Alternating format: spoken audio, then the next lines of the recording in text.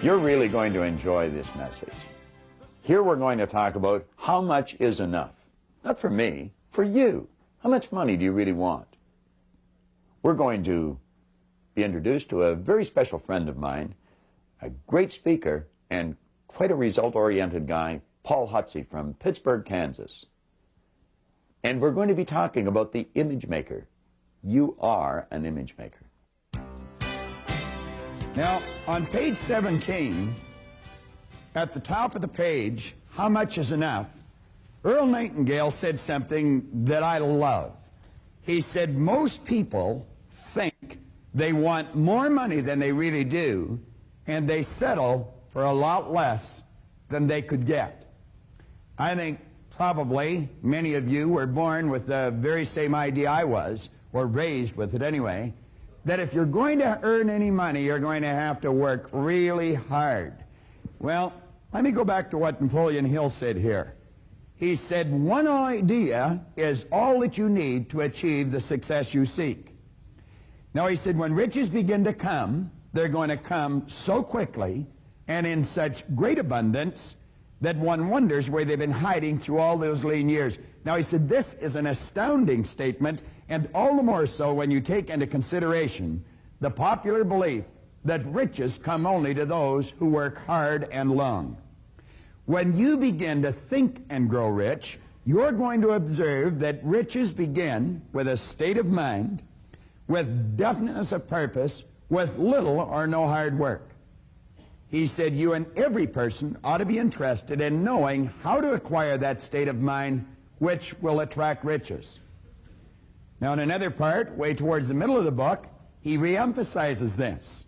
He said, if you are one of those people who believe that hard work and honesty alone will bring riches, perish the thought, because it's not true. He said, riches, when they come in huge quantities, are never the result of hard work. Riches come, if they come at all, in response to definite demands, based upon the application of definite principles, and not by chance or luck. Now, we're talking about the definite principles. It's up to you to apply them. You want to stop and think, how can I fill a definite demand? Now, you don't have to go too far to see very poor service. These people have never gained an understanding of the law of compensation. The law of compensation is based on three very simple points. The amount of money you and I earn is always going to be in direct ratio to the need for what you do, your ability to do it, and the difficulty there will be in replacing us. Now, there very likely is a great need for what you do. You had nothing to do with that. That need was just there. Your ability to fill that need. All you have to do every day is put forth an effort to do whatever you're doing better. And as you do that, you're going to find that it'll become very difficult to replace you. There's very few pros around. A lot of people busy, but not too many doing it properly. Now, we're saying for you to get into this prosperity concept or get it into high gear, you must be specific. If you want some money, you have to be certain that you know exactly how much money you want. You see, what we're working with is our subconscious mind. Now, we've touched on that a few times. Let's take a look at it again.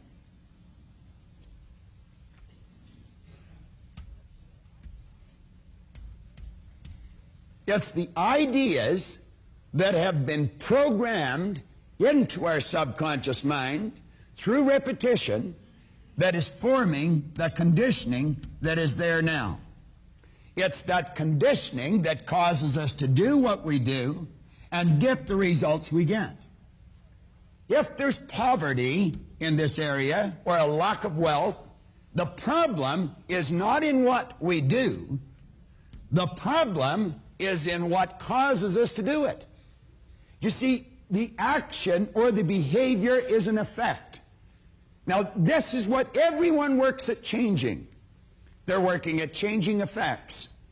If you want to change a result, it's absolutely essential that you go to the cause of the problem, the primary cause.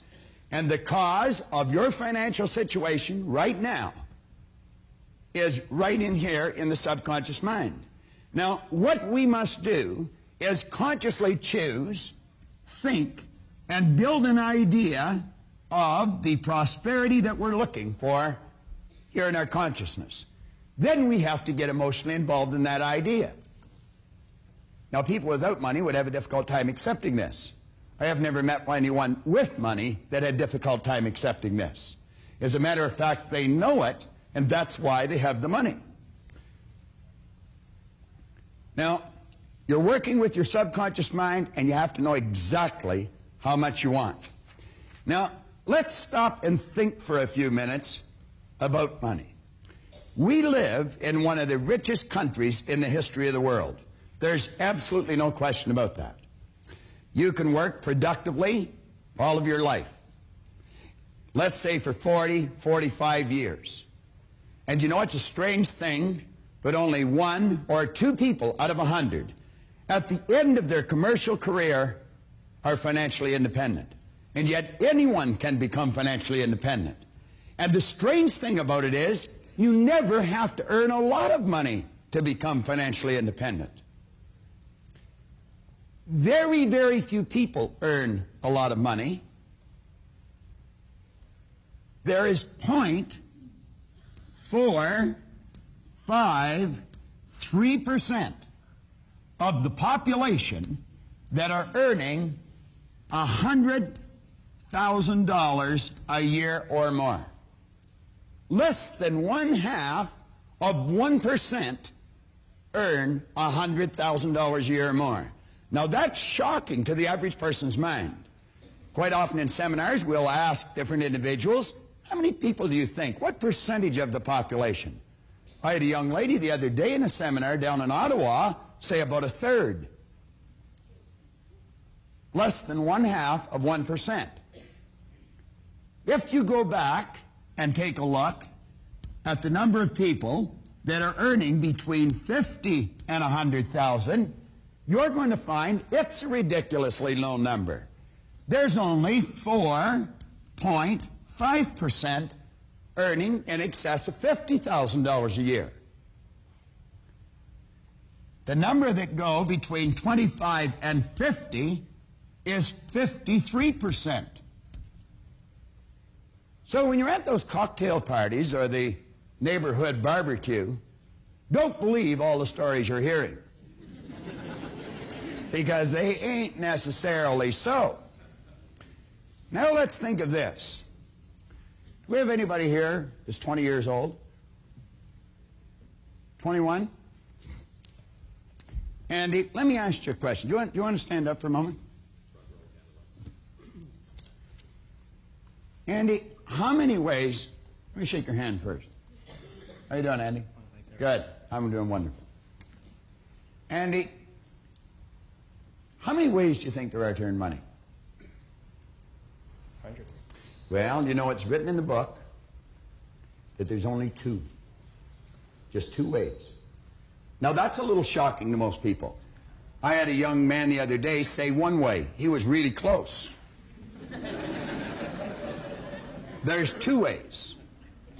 One is people at work, and the other is money at work. They're the only 2 ways that you have to earn money. Do you work, Andy? Yes, I do. You do. Do you spend one of those each week? Very easily. Very easily. What we're looking at here is a $20 bill. Andy, when you got up this morning, did you sit on the side of the bed and think, I wonder if I'll get dressed today? No, I didn't. Just automatically got dressed, didn't you? Yes, I did. That's a habit. All right? That's something we do without giving any conscious thought to it. Andy, let's suppose you took one of these $20 bills and set it aside each week. Just fold it up and set it aside. And you did that for 50 weeks. You have 50 20s. How much money would you have? $1,000. $1,000. Now, Andy, if you did that for 50 weeks, you'd have probably formed the habit of doing it. Would you agree with that? Yes, I would. Habits are hard to break, aren't they? Yes, they are. And if you kept doing it every year for 40 years, how much would you have? $40,000. $40,000. That's right. That's if you just left it sitting there. However, if you found someone that really understood how to find gainful employment for that $20 bill, and you give it to them to put to work for you, then you've got two ways going for you. You're working, Andy, and so is your 20. Do you know at the end of 40 years, you wouldn't have 40,000, Andy. You know how much you'd have? No, I don't. What do you think you might have? So a couple $100,000? A couple of $100,000. If they only found gainful employment at 10%, you'd have $450,000. Yet all you've ever done is set aside $20 a week. If they found gainful employment for it at 12%, Andy, you wouldn't have $450,000, you'd have $850,000. And if they found gainful employment for this $20 bill at 14%, and there's many people around that can help you do that today, you'd have $1,520,000, Andy. And all you've ever done is set aside $20 a week. And you'd have $1.5 million working for you. Now, there's less than 0.5% of the population of your country that are earning in excess of $100,000. If you never spent the $150,000 or the $1.5 million, if you just left it sitting there, Andy, do you know that it would earn for you between $150,000 and $200,000 a year? And you'd still have your $1.5 million. I would imagine you could probably get by on that for a while, couldn't you? If I had to. Thanks, Andy. And all Andy's ever done is set aside $20 a week. Do you know if Andy worked on chips at McDonald's and never got promoted, he could become a millionaire? So do you see, the classical error that most people make is if you want to be a millionaire, you have to earn a lot of money. And of course, that's not true. If you want to be a millionaire, you have to have a plan to be a millionaire. And that's all you need. You just have to make up your mind you're going to become. How many of you would like to be millionaires? Be honest. Let me see a show of hands. Everybody's hands up. How about you? Would you like to be a millionaire? You know you can. All you have to do is set aside one of those each week. Give it to someone who really understands money. Now, I would be the wrong guy to give it to. If you have any doubt about this, you just ask my wife. You see, John was mentioning his goal was to earn more money than his wife could spend. I set that goal quite a while ago, and my wife said she was up to the challenge. Why aren't there more people become millionaires? Do you think it's possibly because they're not in the habit of setting one of those aside? What would you say a habit was? We said a habit was an idea that was fixed here in our subconscious mind with respect to money. Now, if there's such a small number of people make it, they must have a habit in their subconscious mind with respect to money, but I would say it's a bad habit. But you know, through conscious choice, we can form a good habit. We can renew the mind. And you only have to discipline yourself for a very, very short period of time. Now, do you know there's many people that'll tell you they can't save any money because they're in debt? Well, if you want to use that as an excuse, go ahead. But in my books, it's a poor one. You can be in debt and still put money to work for you. As a matter of fact, if there's only two ways of earning money, it would be an excellent idea to get both ways working, especially if you're in debt. Now, take a look at page 18. If you find the task of getting your financial world in good order for this exciting journey is something that you're just not able to do, I would strongly suggest that you seek professional assistance. Now, this is something that all wealthy people do. Now, let's go back and take a look here again. John, in the last lesson, encouraged you to be very honest, take stock where you're at. I'm suggesting you decide exactly where you want to go or the star that you want to hit. Now, all we need to get from here to here is a plan and then follow it. You don't have to know exactly everything you have to do, but you have to go to someone who does. I mentioned earlier that many years ago I earned in excess of $1 million in 1 year. Now I'm going to tell you something that I'm not too proud of, but it's the truth. At the end of the year, I didn't have any money. I was one of those rich people that didn't have any money. I was living fairly well, but nothing extraordinary. I didn't buy any planes or trains. I didn't shoot off to Paris for a weekend. I wasn't in the habit of flying off to Atlantic City or Las Vegas and play on the tables. And matter of fact, I didn't even know where it went. There were some things I wanted that I wasn't even able to afford to buy. And they weren't extraordinary things. Now, if you've always worked for let's say an average wage, you might be wondering, well, how did he do it? It wasn't difficult. There's some people here in the audience that have done exactly the same thing. Probably a number of you. And you'll just say, no, it wasn't difficult. Do you know that most people have never sat down with someone that really understands money? I think if you needed an operation, you had to have your appendix removed or something, I don't think you'd talk to the guy next door unless the guy next door happened to be a very competent surgeon. I think if you needed a root canal, it'd be highly unlikely you'd talk to your druggist about it. I have mentioned earlier here on the tape that we had a bit of a catastrophe with our plumbing this morning. I didn't phone the electrician to have that repaired. Why is it we just ask anyone for advice? Why is it we just say, what do you think? The person we're asking probably doesn't. But they'll always give you an opinion. Well, we're suggesting you sit down with someone that really understands. Now, wealthy people follow the advice of financial experts. Yet it's similar to the principle of the idea that if a person's body were sick, he or she would seek out a skilled physician for advice. Moreover, you should also keep in mind that even healthy people, if they're wise, periodically go to a doctor for a checkup. You know, I went to a doctor for a checkup here just recently. There was nothing wrong with me. And well, wife says go, so I went. You know, I do everything she tells me. And he was examining me, and I thought, wonder why he wanted to be a doctor. I thought I'd hate to do this.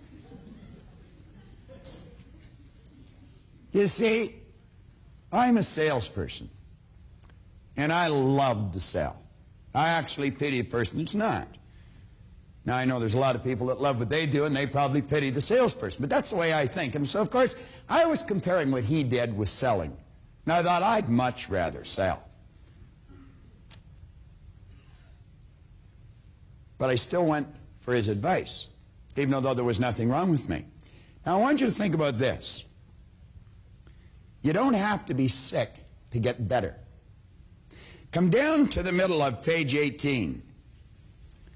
We say it's already been brought to your attention that very few people ever develop real expertise in the area of serious financial planning.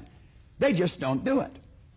Therefore, we should seek out a competent financial counselor. Now, if you are not on the road to financial independence, this is probably why. There's three categories that people generally fall into. Number one, they're in a deficit position. That means there's more going out than there is coming in. They're in debt. Number two, they're in a break-even position. Everything that comes in goes back out. Number three, they're in a surplus position.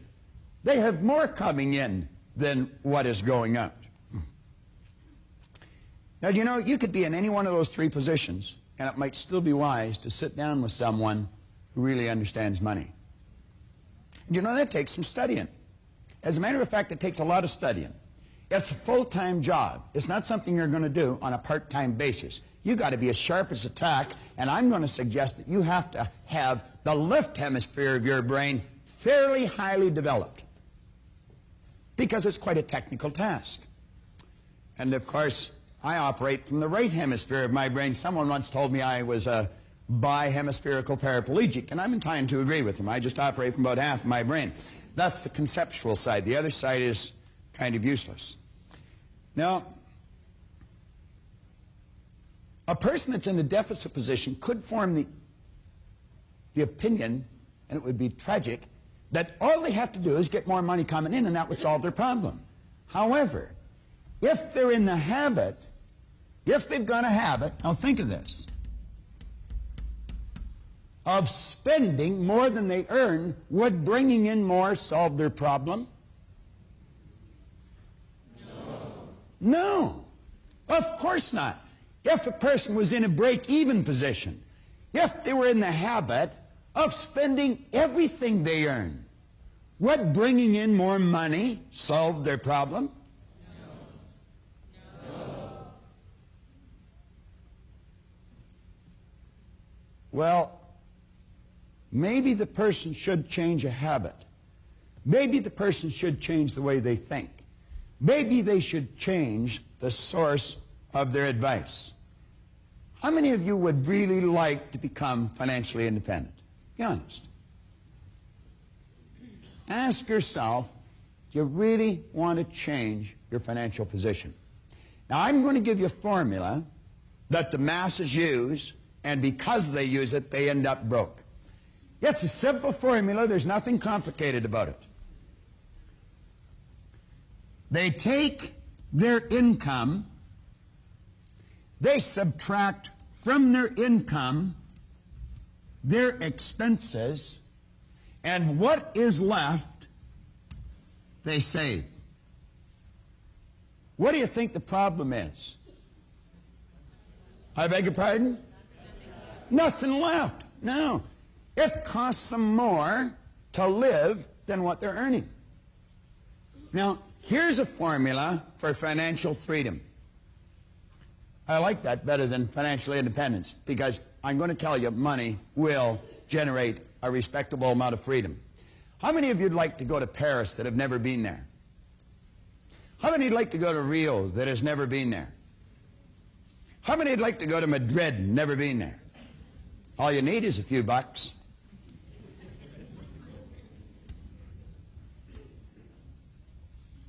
A person should sit down and establish financial goals.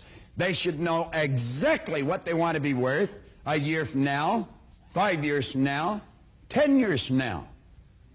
Without giving any thought of how they're going to get there, this is where I want to be. Then they should add to that their expenses. Do you know that most people do not even have the brain cells to figure that out properly? I might be able to, but it would probably take me a long time, and I would really be afraid that I would make a big error. This is something that has to be done by a pro. Most people are not able to even identify all the areas they spend money. Well, they may think they do, but they really don't. When they add those two together, that tells them what their income must be. Now, that doesn't change their income, but at least they've got a target to shoot at. Now, if you want to become financially independent, sit down and decide exactly what you want. Go to a real good financial counselor, a financial planner, and let them get involved in what they call a fact-finding mission. They've got forms, they've got that little chip now. I mean, there's so many ways that they can do it. Let them figure out what it costs you to live, and then you're going to know how much you have to earn. Now, here's how we change it. I want you to take the back of that little card that you've got. Take the back of that little buff card.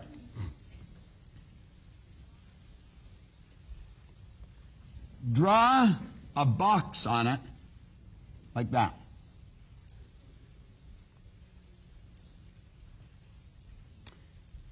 Now, if you're sitting in your den, in your family room, maybe out in the backyard, go and get a pad and a paper. Just turn this off until you get it, and then put that box on it. Now take and draw a line right down the center. Now take and put 4 lines inside the box.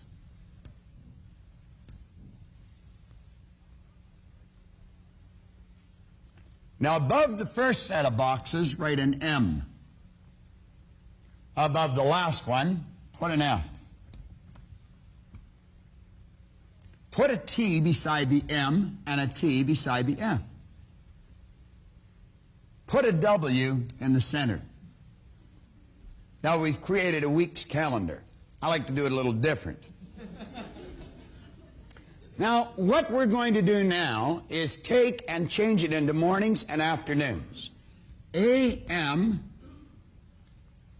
Let's loosen this up a bit. You repeat this after me as you write it in. Come on. AM. AM. Oh, come on, only about a half. You're doing it. Right? What'd John say? The more you put in, the more you get out. Come on. AM. AM. AM. No, you see, I started ahead of you, so I'm usually a millisecond ahead of the mass. All right. Now, let's take the other boxes and put in PM. Come on. PM, PM, PM, PM, PM. There, we all finish at the same time. You learn quick. All right. Now, let's stop and look at what the average person does. They go out and they work Monday morning, Monday afternoon, Tuesday morning, Tuesday afternoon, Wednesday morning, Wednesday afternoon, Thursday morning, Thursday afternoon, Friday morning, Friday afternoon, and they earn, let's say, $35,000 a year, and they give it all to someone else. Every cent of it. They give it to the mortgage company, they give it to the grocery store company, they give it to the leasing company, they give it to the gas station company, they give it to the dry cleaning company. They give it all away. It was their money. They worked for it, they earned it, and they didn't even keep any of it. Do you know the ancient Babylonians go way, way back? They knew exactly how to become financially independent. They were a very, very, very wealthy race of people. They said that a part of all you earn is yours to keep. And what you should do is take the first part you earn. That's yours. Now, you're going to find people say, but I couldn't afford to do that.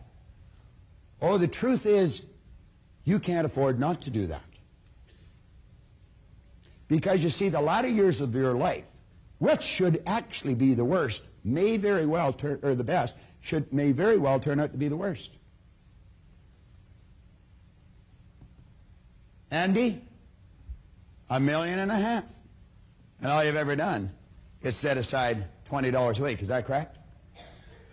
Have you any idea, Andy, what you would be worth in a relatively short period of time if you did that? If you just said, I'm going to take what I earn between 8 a.m. and noon on Monday, and I am going to pay me that. Anyone that is prepared to make that kind of a commitment, I can assure you, can become financially independent in a relatively short period of time. Now, for many years, I traveled with John all over the place, all over the country. We would work up 200 cities in a year. And we were working with all kinds of financial institutions. And you know what really puzzled me? These people were working around money all the time, but they didn't understand it. Most of them didn't even have very much of it. It's like Bernard Baruch one time said. He said it puzzled him. People on Wall Street worked around money all their life, and yet they didn't understand it. They thought they were excited because they were earning money. The truth is they were earning the money because they got excited.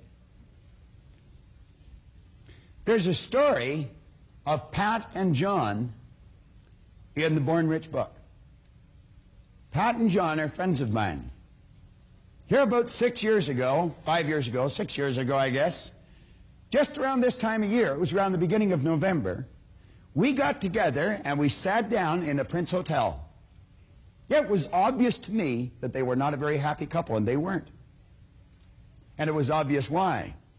They had never sat down and taken one of these gold cards and written on it what they wanted. They were locked in that particular morning to a very negative polarity. I was locked into a very positive one. I was not about to move. And I said to them, John, what's something you really want? He thought I was being ridiculous, and he says, Pat and I'd like to have our own house. I said, then go and get it. Well, he said, we can't. Well, I said, why not? Well, he said, we haven't got any money. I said, John, you don't need any money. Now, some of you would think that's sort of a ridiculous statement. They certainly did. They said, what do you mean we don't need any money? And I said, well, you haven't made a decision to buy the house. What do you need the money for? And you know, that's why most people never make a decision to live the way they want to live, because they haven't got the money. Then the truth is they don't need the money until they make the decision to do whatever they're going to do. I said, you want to be in the house before Christmas? I took the calendar, and right across the 18th of December, I said, moving. Now, I said, you just think of how to get that house, not why you can't. I said, I'd be a poor guy to talk to from this point on, because I don't have a real spectacular record in the area of real estate. But I said, I know a lady that does. She worked at Harvey Callis Real Estate just up around the corner from the Prince Hotel in Toronto. Her name is Natalie Kopman, Natalie Wasserman now. I was just at Natalie's wedding last week. I said, Natalie, I got a couple of live ones over here for you. They want to buy a house and they haven't got any money. And I remember her saying, oh, great. But at any rate, she came around, and I said, Natalie, John and Pat have an image in here of the kind of house they want. I want you to listen carefully to them until you get the image in your mind of the kind of house they want. Go out and find it and come back and tell them how much they need to put down on that house. And he said, it'll probably turn out to be an awful lot less than what they thought. They thought it cost lots of money. They didn't know how much lots was. The very day that I had marked on their calendar, the 18th of December, they moved in to number 7 Bard's Walkway in Willowdale, Ontario. They lived in that house for a couple of years, and they sold it for a handsome profit. And the lady that bought the house is here today. Stand up for a minute, Vera. Vera Clozel bought that house. Is that correct, Vera? Yes. Thank you, Vera. Vera lived in it for some time, and she sold it for a respectable profit. I'm only going back 5, 6 years. The lady that bought it lived in it for a while, and on the 15th of September, my own son and his wife bought it. That's right. Is that right, Leslie? Brian, stand up here. Am I right around? Now, how old are you, Leslie? 23. Brian? 26. 26. I keep forgetting. All right. Reminds me how old I am. Here he is, 26 years old. Where did I say I was when I was 26? I didn't even know the war was over. I didn't. But I never had very good information running around my head. You see, that's not the first house they've bought. That's the second house they've bought. They've got the first one rented, and now they're living in the second one. And yet they're only 26 and 23. You telling me you can't make it? Here's a kid here from Burlington, Canada. The Barry Banner Advance. Little town just north of Toronto. City, not a little town at all. Overcome procrastination, earn $1 million.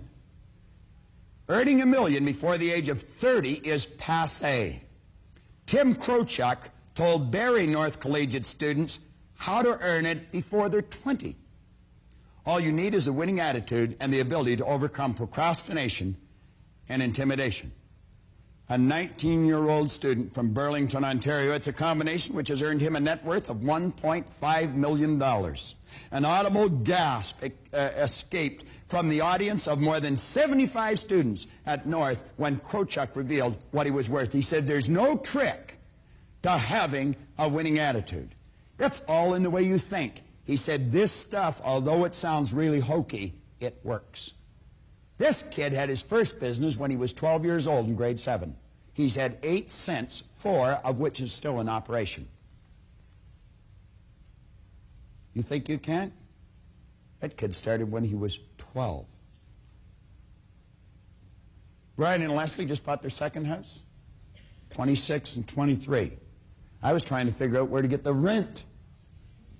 And I'm going to tell you, on more than one occasion, I never got it, so they put a lock on the door. I'm not going to ask you how many of you that's happened to, but it's happened to me, and it happened more than once. Didn't even know how to do that. I met someone that really understands money, and I married her. And when we came back to Toronto, I said, you know what we're going to do?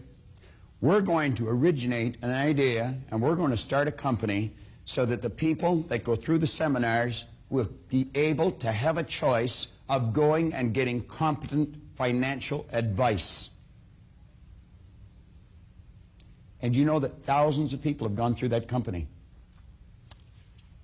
Now, Linda operated that company. The first couple that went through there were getting married in 9 months. I'm going back about 8 years. One said they couldn't save money, and the other one said they couldn't save their soul. Nino, you know this couple. With a proper plan, they had enough money to put a down payment on a house and buy all the appliances for that house 9 months later when they got married. Here just recently, they sold that house, earned a handsome profit. In fact, they earned more money, profit on that house, than they have earned themselves working since they started to work, and they moved into a much more beautiful house. Now, if you're not making a headway you want, for goodness sake, go get some advice. Now, you go back on page 19. And as you take a look in this book, again, if you're sitting in your family room or you're sitting out in the back porch, on page 19, write in a date that you're going to have an appointment with a competent financial planner. And go and sit down and let them help you answer the second question. The figure below is the amount of money I need to provide the things I want to live the way I choose to live. Don't let your present financial situation deter you from going right after the thing that you really want, your goal. I want to introduce you now to a couple that I've just referred to in the seminar who thought they couldn't go after what they wanted because it would cost lots of money. But with the proper advice, they got exactly what they were after. They're a couple of very dear friends of mine, Pat and John Swan. We met Bob early that day. I remember it very distinctly. It was at the Prince Hotel in Toronto. We were to meet him at 7 o'clock in the morning. And the whole purpose of the meeting was to find out what we really wanted. We didn't know at that point, but we knew we wanted something. And I remember meeting him, and he looked directly at John and said, "What is it you sincerely want? What do you want more than anything?" And John just looked at him and I sat there and I thought, we'd been discussing this for a couple of hours. I sat there and I thought for a couple of minutes, and I said, "Bob, I really want Pat and I and Tony to have our own house for Christmas, 1982. And this was early November. And that's what I wanted, and it scared me. We hadn't done real well financially up until that point. We were living in a basement apartment, and the idea of owning our own home before Christmas was what I really wanted. But I didn't know how to do it. I didn't know what I needed to do it. I didn't know where I was going to get the money. I had never bought a house before. I didn't know even who I had to contact as far as a lawyer or a real estate person or anybody that I needed to help me get this house. not only that, John, we didn't even know how much money we needed. We didn't have a clue. We just thought it was astronomical, and we sort of discounted it, put it out of our minds. And that's when Bob sat there and looked at us, and he said, well, what you have to do is put together a plan.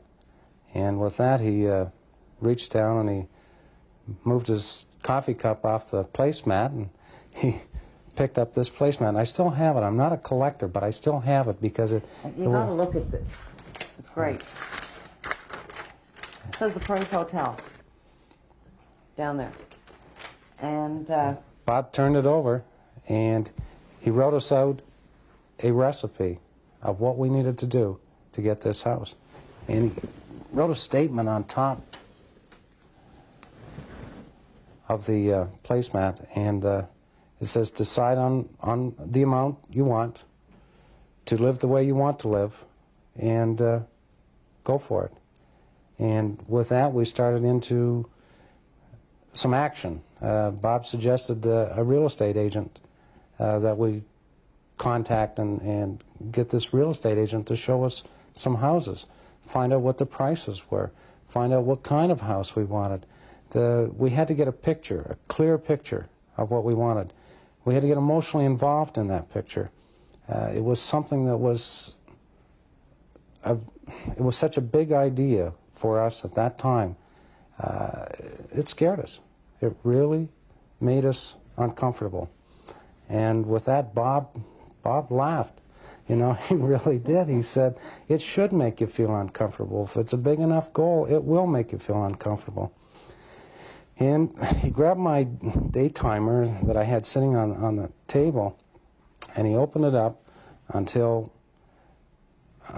December 20th. And you can see the day timer. He put a line through the date, December 20th, 1982, and he wrote, moving into house. And that made me feel uncomfortable. After that, we closed the day timer, and he said, well, I have a real estate agent that you can call. I know of a girl that's attending the seminar that's a very good agent. So he told me to call her. And I said, okay, Bob, when we get home, I will give her a call. He said, no, call her now. there's a quarter, go. So I went to the phone, and I called her and made an appointment with the real estate agent. And later that afternoon, we went and looked at some homes. Within a couple of days, we found exactly the home we wanted. And then the pressure really came on, because we signed an offer on this house. The offer was accepted, and we still did not have the money to close the house deal. It was interesting. It was a lot of emotion. It was a fair amount of pressure because it was uncomfortable. And when you're doing something different than you've normally done in your past, it becomes uncomfortable. It's very uncomfortable to you. But to make the story come to a beautiful ending, early November, we chose the date, December 20th, to move in the house. And at 7 o'clock, December 20th, the lawyer brought the keys to us, and we unpacked our furniture and moved into the house. That's the Pat and John story. It's a good story. It's true. Think of how the proper advice changed the direction of John and Pat Swanton's life. In your action planner on page 19, we suggest here, I will have an appointment with a competent financial planner. Write in a date and go and get the proper advice. Most of us need help in this area. I've often openly admitted it's not an expertise that I possess. Most people don't. Do what Pat and John did. Get the proper advice in this important area. Make your decision right now before you go any further. Put a date and act on it. We started out this morning talking about the idea or the fact that when we think in pictures. A picture can very well be called an image on the screen of the mind. Now, there's an entire chapter in Born Rich called The Image Maker. And that's what you are, and that's what I am. Let's give John a welcome. He's going to take us through the first part of The Image Maker.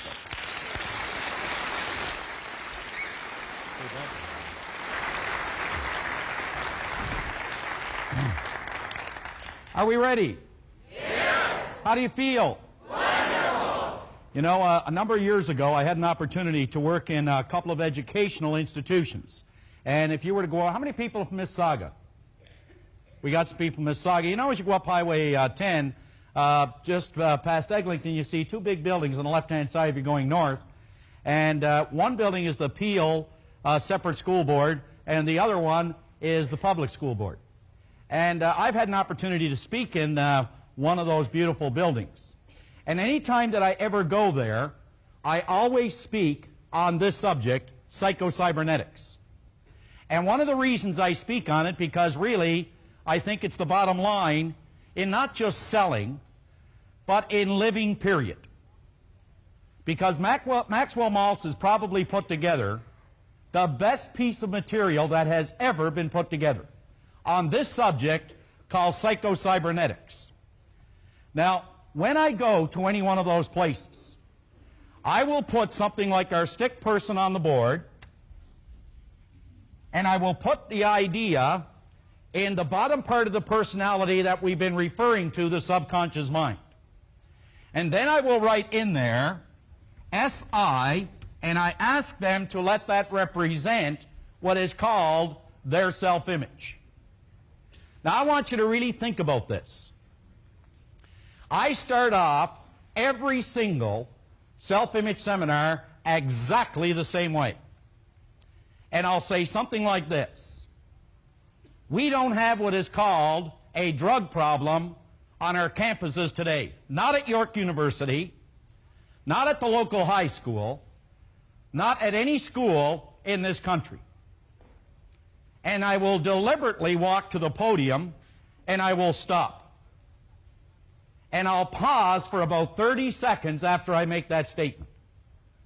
And you can see people elbowing each other or whispering to each other, wondering, where did they get this one? Because you see, that's kind of a ludicrous statement. Bob mentioned this morning that dis-ease is a symptom. The use of drugs is a symptom, behind which there lies a cause. Because we don't have, as Maltz mentioned, we don't have a drug problem, we don't have a drinking problem, we don't have a financial problem, we don't have a relationship problem, and we don't have, you could say, a productivity problem. The only problem we ever have with respect to those areas is a self-image problem. Now put your thinking cap on and examine this idea. I started off this morning and I said this. You can take anything that I'm going to say, or Bob, and you can reject it. You can do that. Or you can take the information and you can accept it. You can do that. Or you can just neglect it. And I said, don't accept, don't reject, and don't neglect what you hear. But I mentioned that only a fool would not take an idea. Kick that idea around to see if it would change, alter, and or improve the end result for a happier, healthier, more productive life. You see, if there was one thing that I ever wanted to get across to my kids or to you, is that our self-image, it sets the boundaries of performance in your life and in mine. We cannot outperform our self-image. We will never do it.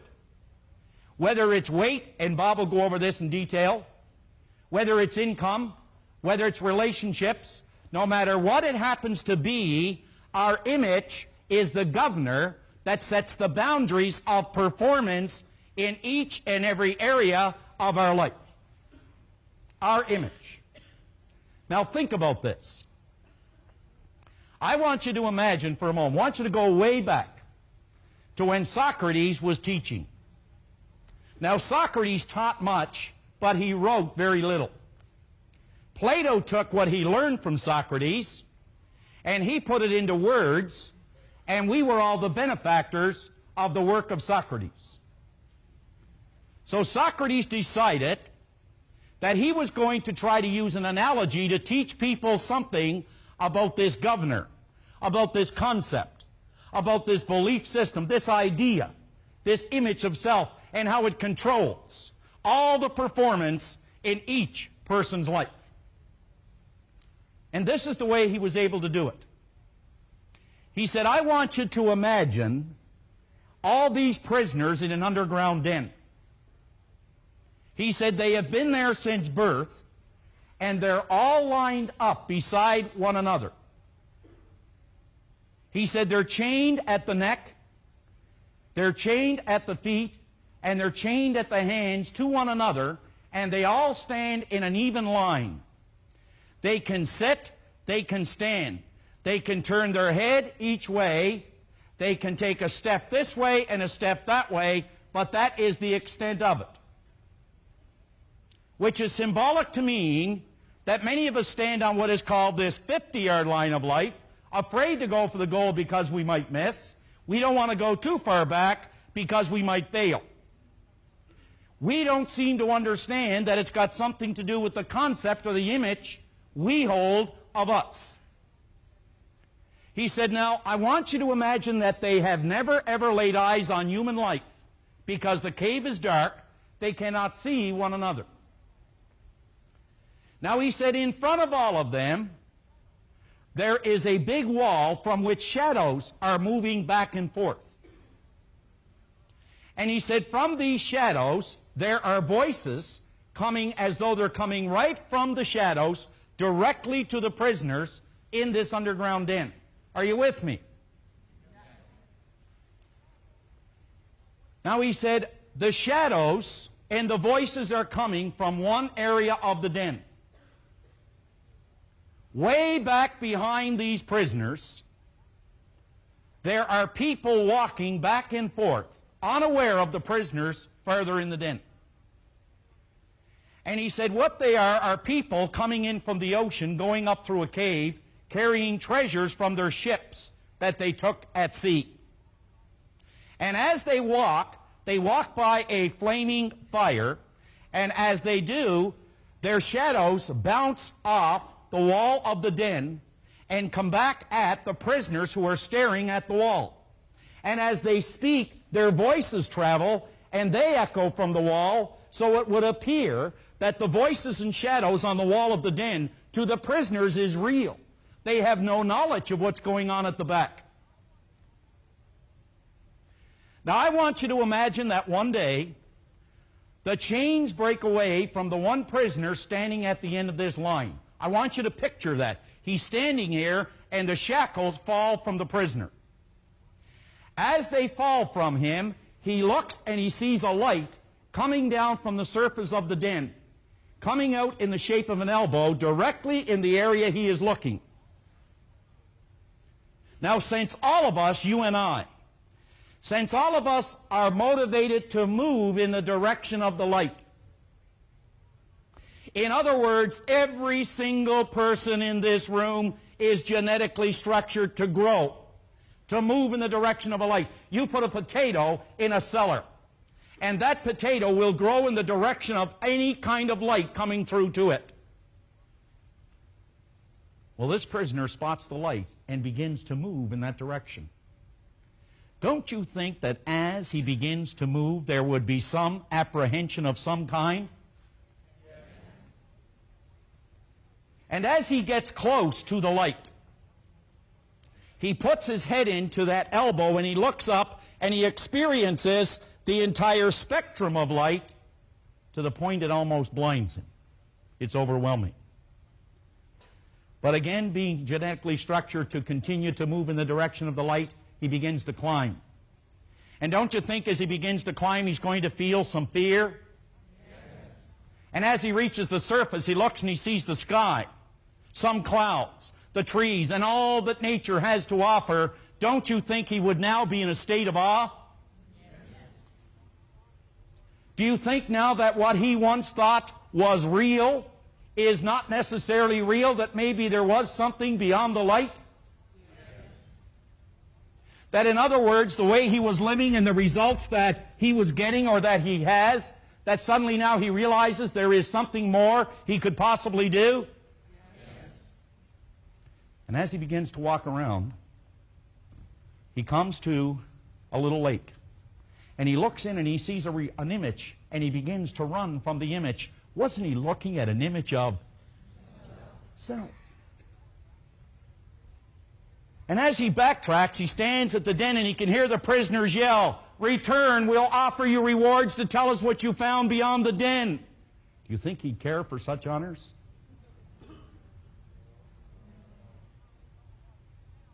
And if he did go down and tell them what he found, do you think they would believe him?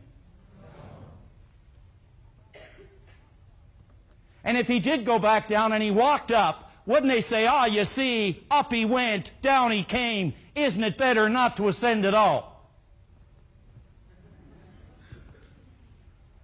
You see, the real danger is you will never get from the underground den or escape from a prison unless you recognize you're in one.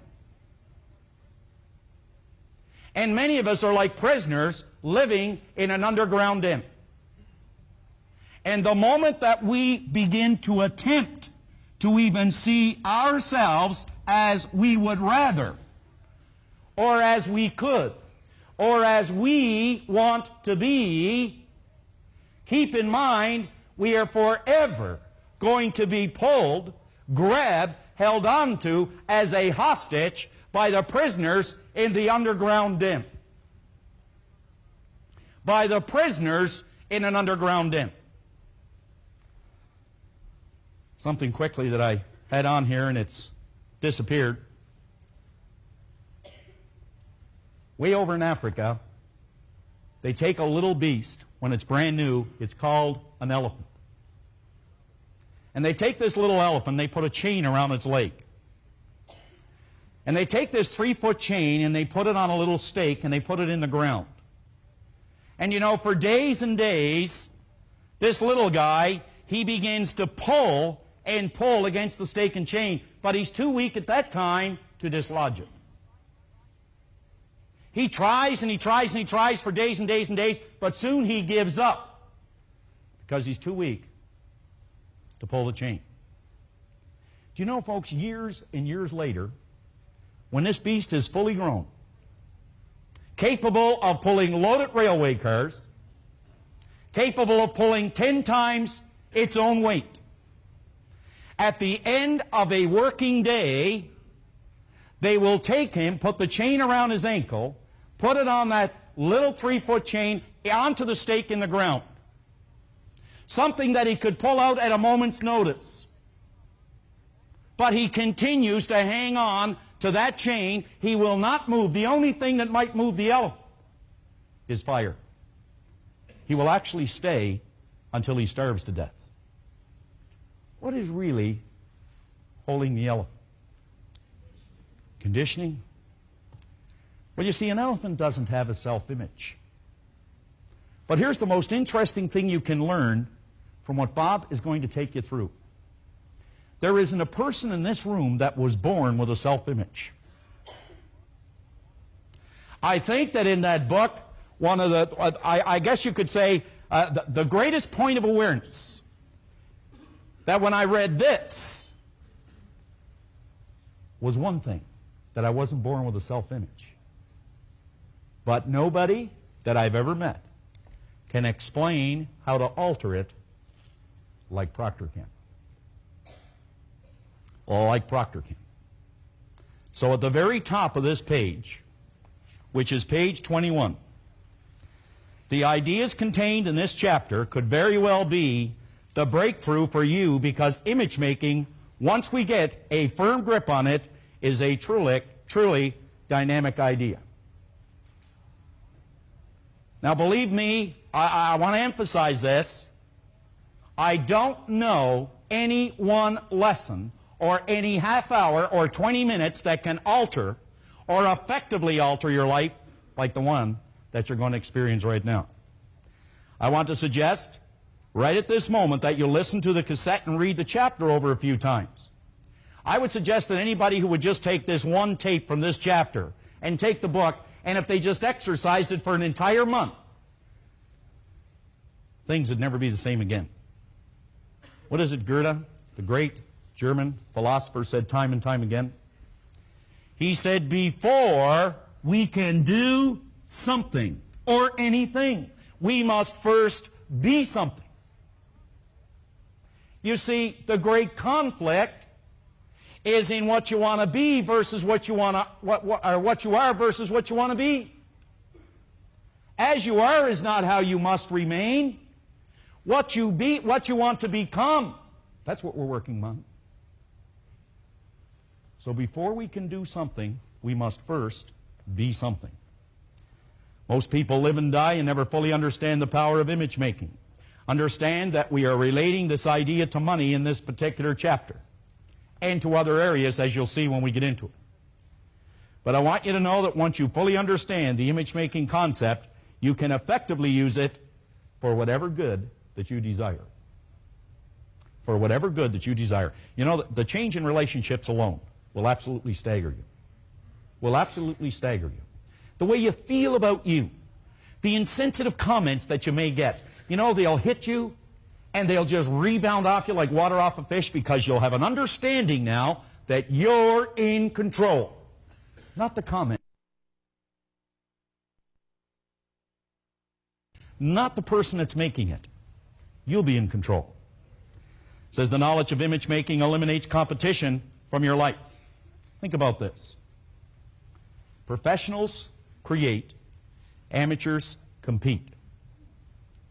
Professionals create, amateurs compete. The whole idea here is a simple one. In conflict, you have two choices. You have a choice to defend yourself, or you have a choice to learn in the conflict. If you make the choice to defend yourself, you're going to try to protect yourself. If you protect yourself, you're going to blame someone.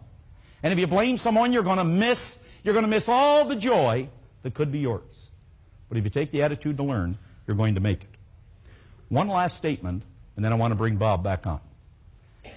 The Spanish distiller at the bottom of the page, just draw a circle around it, because you see you're either a prisoner in the underground den or you're on the surface enjoying all the greatness, all the goodness, and all the joy that is your birthright.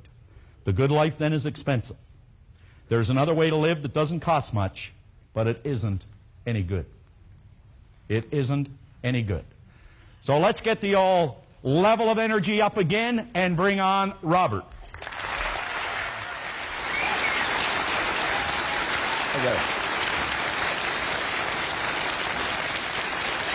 Thank you, John. On page 22 in your action planner, I want to suggest that you take the chapter on the image maker and read it over a couple of times. Not once, read it over 2 or 3 times. I have found that as we read things over, they start to take on a different meaning. I read somewhere in a book where it said, when you read a good book through the second time, you don't see something in it you didn't see before. You see something in yourself that wasn't there before. So as we go through this chapter a couple of times, we'll start to relate to it a little different. Now, I want to suggest that at the end of this particular lesson, you sit down with the new understanding that you have from the information we've already covered, and stop and ask yourself, what areas of my life would I really like to change? Take a look at some of the results you're getting at the bottom of page 22 and list some of the results you'd like to change. Now, at the top of page 23 is a quote that come out of Maxwell Maltz's classic Psycho-Cybernetics. Psyche being Greek for mind, cybernetics being the science of control and communication in our marvelous mind. Now, Maltz said, we act, we behave, and feel. Now think of what we're talking about here. We act, we behave, and we feel. The vibration that we're in most of the time, according to what we consider our self-image to be. And we do not deviate from that pattern. This is the one stumbling block that many people have. You're going to hear from a man in a few minutes that made a phenomenal change just through understanding this one idea. And I'm going to tell you, the man was brilliant when he got the idea. It was just one small change. This could be the one you want to make. Now, Maltz explained that the image you hold of yourself is a premise, a base, or a foundation. It's nothing but an idea in your mind upon which your entire personality is built. He concluded this image not only controls your behavior, yet controls your circumstance as well. Now, it would take a respectable understanding to grasp that. How could an idea in our mind literally change the circumstances in our life?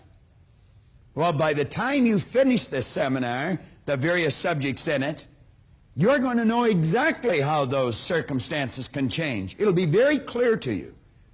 But I can assure you, you alter this image in your mind that John was talking about. You take this idea of what you want to be and learn how to plant it in here and release this idea. Like that, your life will change. And you're going to hear from someone who made a big change. Now, let's take a look at this idea of cybernetics. You know, a number of years ago, many years ago, I bought this book. It was out around 1960, and it was shortly after that I got it. And like most of these books I get, I read it over and over and over again. Now, let me digress for a second. I was in a seminar that Dr. Harry Roeder was conducting. And I'm going to tell you, this man is brilliant. He has an enormous amount of information of why we do what we do. And I remember we were working with a loose leaf exercise book. It was in Chicago that I was in the seminar, although Dr. Roeder is a Canadian. And he said something that really sunk in, and on the first page in the book, I wrote it. He said, you do not understand something until you can explain it to someone else so that they understand it. Now run that through your computer a couple of times. You do not understand something until you can explain it to someone else so that they understand it. Now that was written in a book a long time ago. I wrote it, as Harry said it. I'd read this book before that, and I read it off and on every year or two. I'll read it a couple of times. Someone came up to me in a seminar one day years ago, and they said, Bob, do you know what cybernetics means? And I said, yeah. They said, well, what does it mean? I said, well, it's, and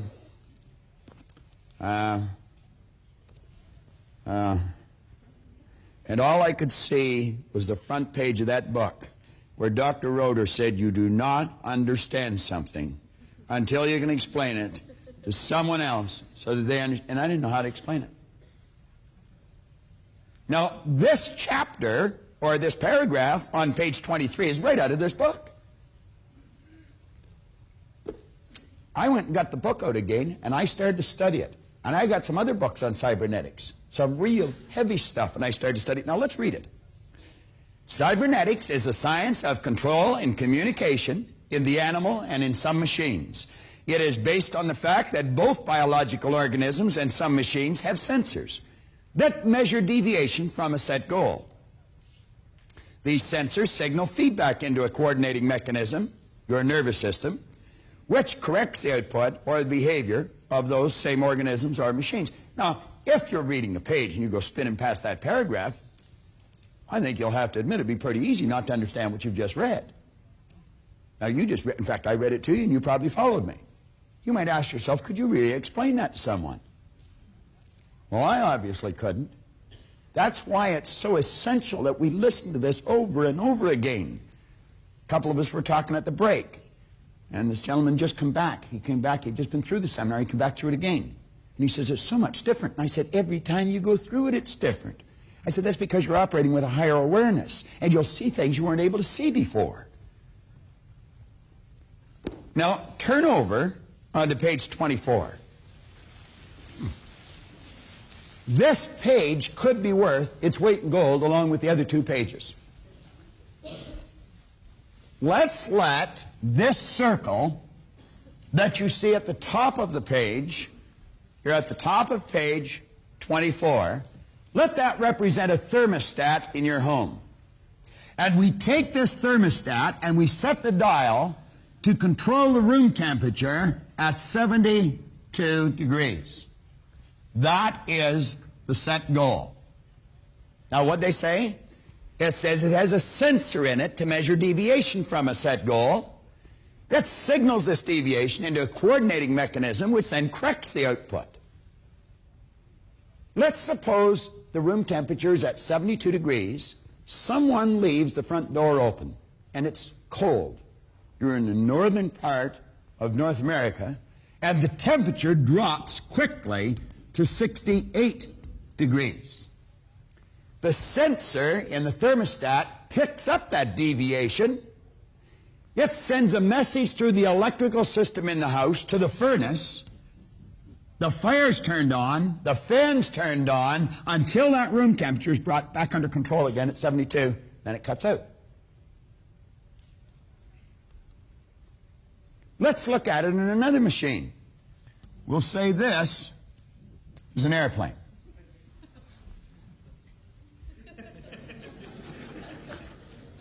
Well, that wasn't nice.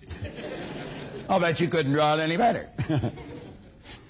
It's quite obvious I haven't majored in art. The guy said he majored in the minors. All right. Now, this airplane, let's suppose it leaves Pearson International Airport in Toronto, and it's going to LAX or Los Angeles in California. When the pilot leaves the vicinity of the international airport here in Toronto, the pilot sets a cybernetic mechanism. That's called an automatic pilot. Then you see the guy with the 4 stripes wandering down the plane, and how are you today, sir? You having a nice trip? Enjoying yourself, ma'am? I used to sit there and I think, why doesn't he get back in that room up front? I didn't feel particularly comfortable screaming through the sky at that height, and the guy that's in charge of the ship wandering around, inquiring as to the state of my health. But I would feel much healthier if I didn't see you wandering around this plane. But it didn't make any difference. He could have come back and sat with us. That plane was under control. It had an automatic pilot, a cybernetic mechanism. Now, let's suppose that airplane got hit with some unexpected turbulence, and bang, it got knocked off course. The automatic pilot would pick up the deviation from the set goal.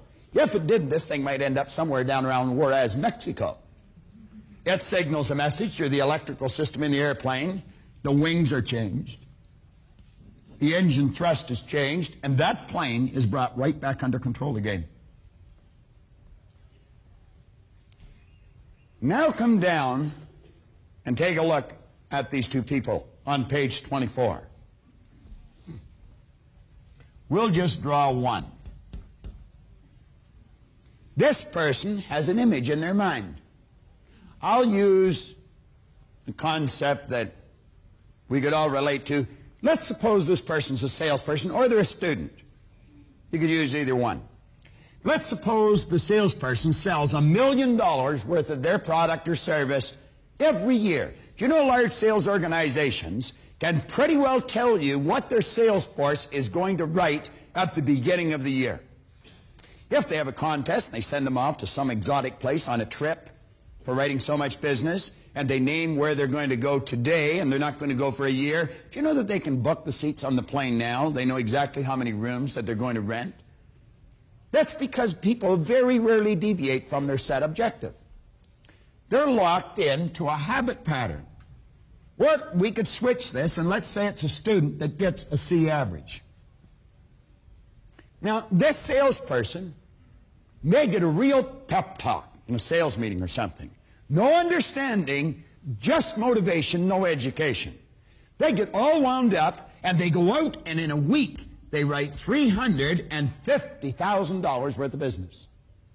Their self-image picks up the deviation from the set goal, sends it into a coordinating mechanism, the nervous system.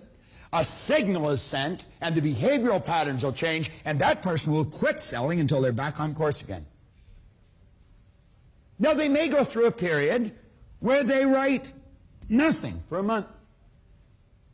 Self-image picks up that information, sends a message through the nervous system, the behavioral patterns will change, they'll get up and they'll start selling again. But at the end of the year, they still have written $1 million worth of business. Let's suppose it's a student that's getting a C average. They bring the report card home, parents turn the heat up, turn the TV off, bicycle goes, girlfriends, boyfriends are out of the picture. Really put the pressure on the kid, the marks shoot up, and they get 100% on a test. Self-image picks up that information, sends a message to the nervous system, the behavioral patterns will change, and pretty soon that child's back on course again. What's causing the problem? It's this image in here. That's what it is. That's not what they want to be, but that's what they are.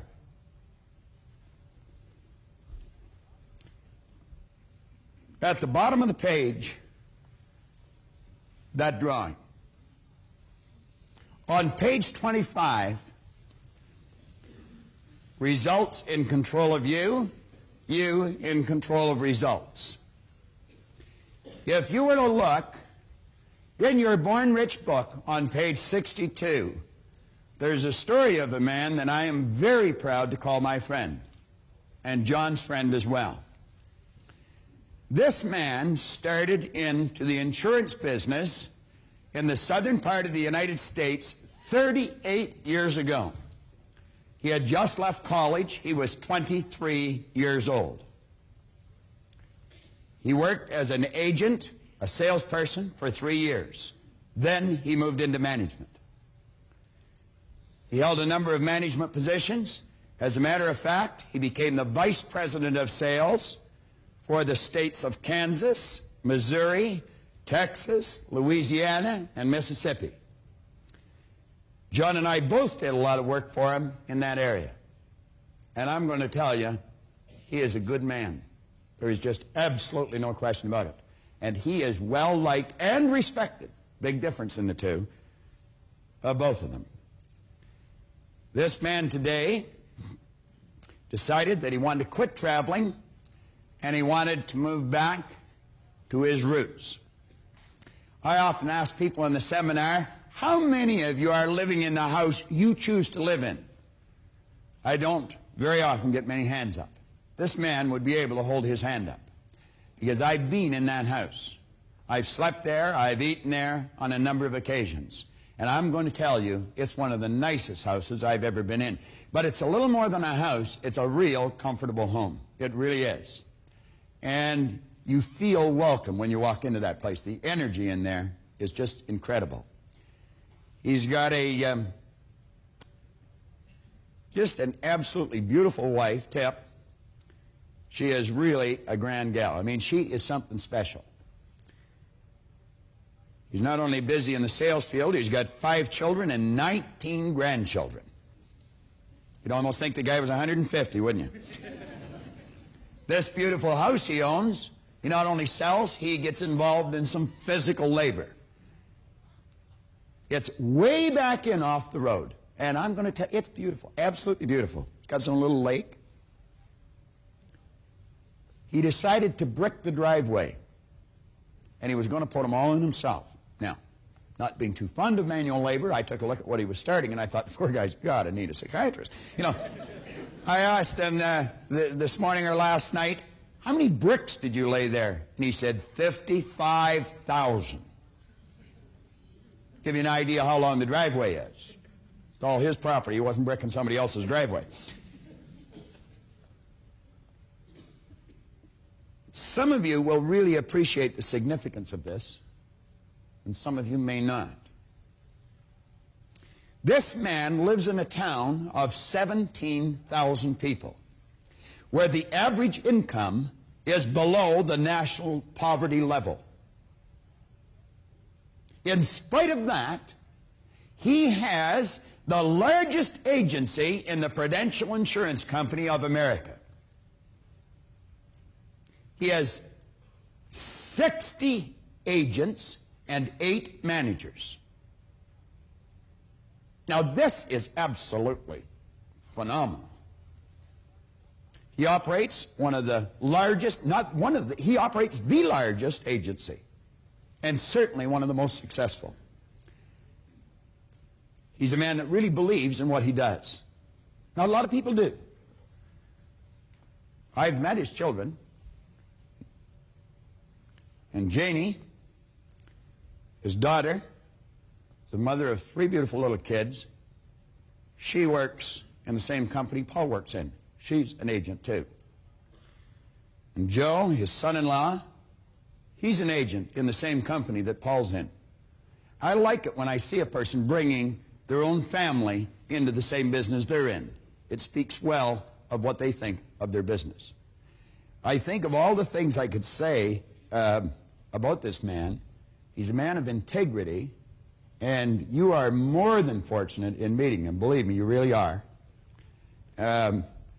He's a very special friend of mine and John's, and I phoned him just a little over a week ago, and I said, you know, I've got an idea that it would really add something to this program, because there will be millions of people watching this all over the world. Within a couple of months, this particular seminar that you're sitting in will be on the market in New Zealand, Australia, in England, and in every city in North America. I wanted those people to know this man. But even more than that, I wanted them to hear from the person themselves how a man took the idea on this page and like that, put it to work, and the difference it made in his life. And I'm going to tell you something. You could not consider him a loser when he got this idea by any stretch of the imagination. He's a very special guy. I want you to stand up and really give this man a warm welcome. It's Paul Hutsey from Pittsburgh, Kansas.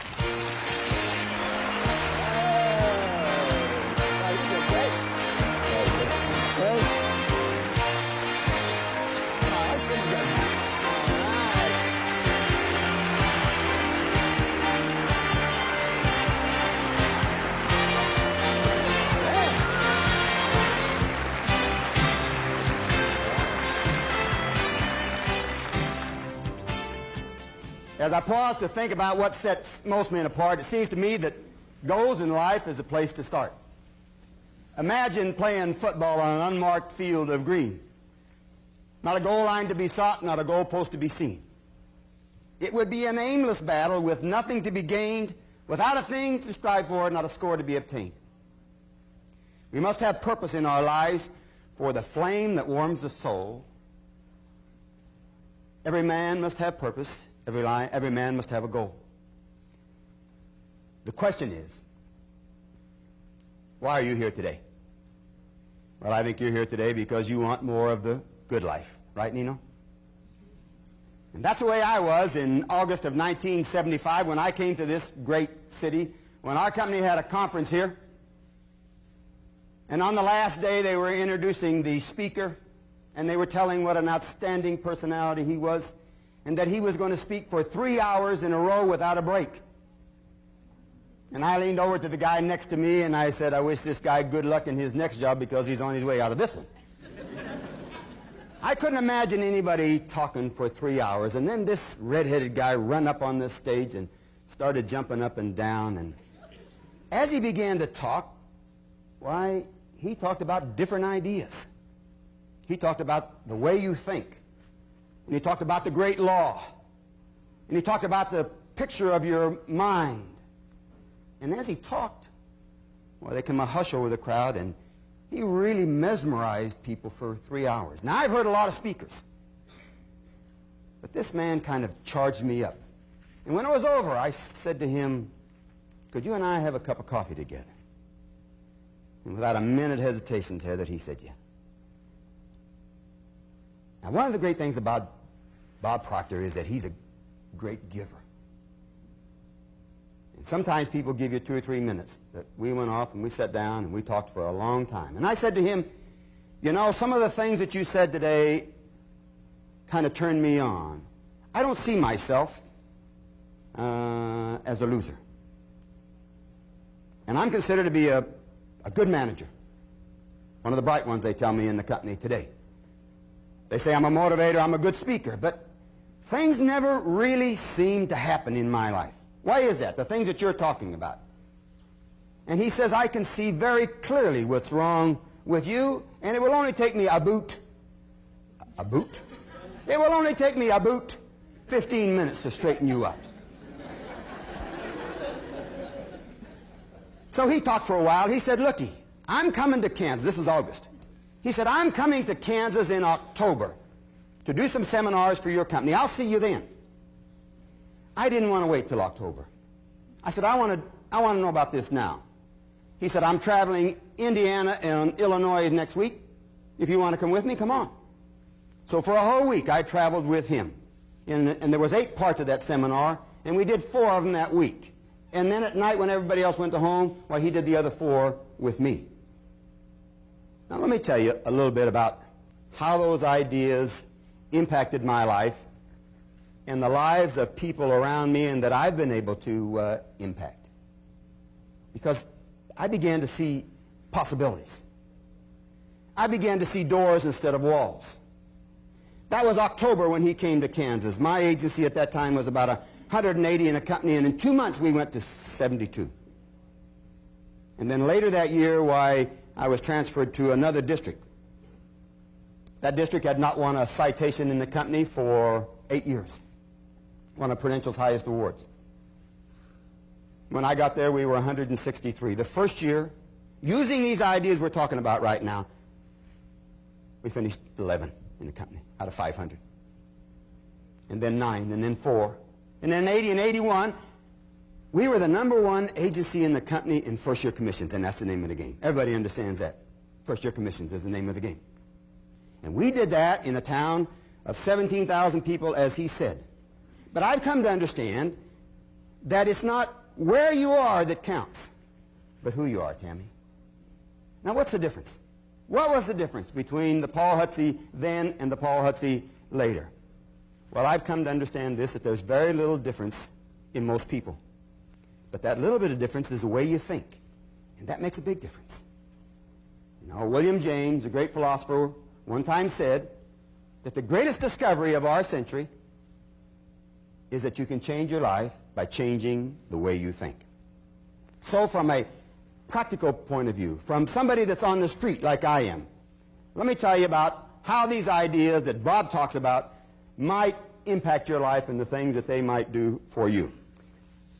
I do some public speaking, do some seminars for companies.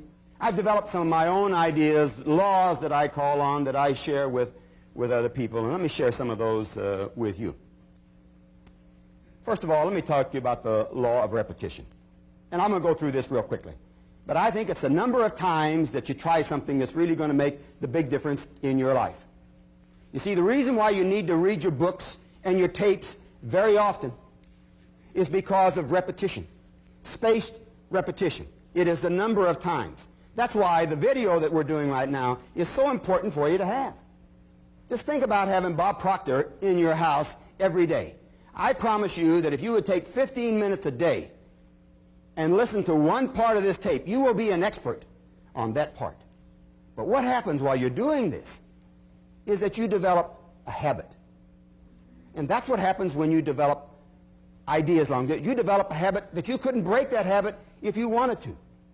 I could not harbor a negative thought if I wanted to. I'll give you a great classic example of that. Helen Keller is one of all the great time people. She one time coined a phrase that says, every time a door closes, another one opens. But some people concentrate on the door that's closed so much that they never see the door that's open. Now, when you practice these ideas, then I'm saying that you always get a chance to see the door that's open. Now, this time he has said so many times today, it's been said so many times today, that if you practice these ideas, and this is a quote that came directly out of Think and Grow Rich, if you practice these ideas long enough, riches will come your way so fast you don't know where they're coming from. Now, if you have a big goal in life, if there's something big that you want to achieve, then there's a decision that you're going to have to make right away.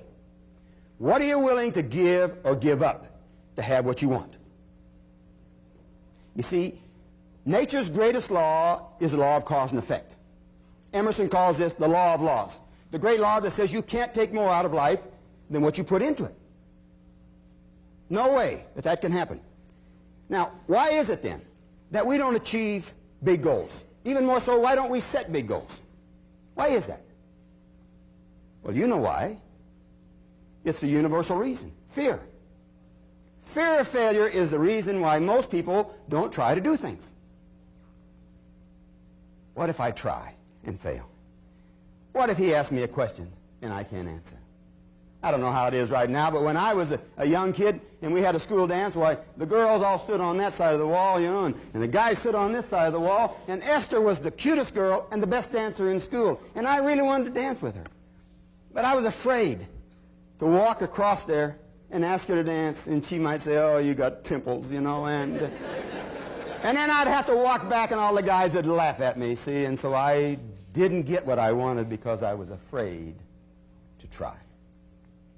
Now, let me tell you how you overcome the fear of failure. You overcome the fear of failure by having a goal that's worth failing for. That may be the most important thing I say to you all day long, is having a goal that's worth failing for, worth taking a chance. You see, I've come to understand that failure is a very positive part of your life, is that you cannot have failure without success, and that you cannot have success without failure. It's both sides of a coin. So, I think about these things, and when I talk about having a goal that's worth failing for, I'm talking about having a big goal, Tammy. Something that excites you, something that turns on. You see, there's really two kinds of goals. There's logical goals and emotional goals, John. Logical goals are reasonable. You do those for intelligent reasons. I tell salesmen who have logical goals, you're going to raise skinny kids. Confucius said, man shoot at nothing, sure to hit it. What I'm saying to you in your life, your goals have to be emotional. They have to be something that makes you feel great when you achieve them. See, there's intangible goals and tangible ones. The tangible one is the car, the house, the boat. But you don't want the car or the house or the money. What you want is the way it makes you feel. And that's a great understanding. That's why you have to have the emotional goals, because of the way it makes you feel. Now, when you have a big goal in your life, an intangible goal, emotional goal, then you are going to have conflict. You are going to have adversity. You are going to have circumstances. This may be the most important thing I will say to you today, is that there'll never be a circumstance on the outside of you that will ever help you or hurt you. It's what's on the inside that counts.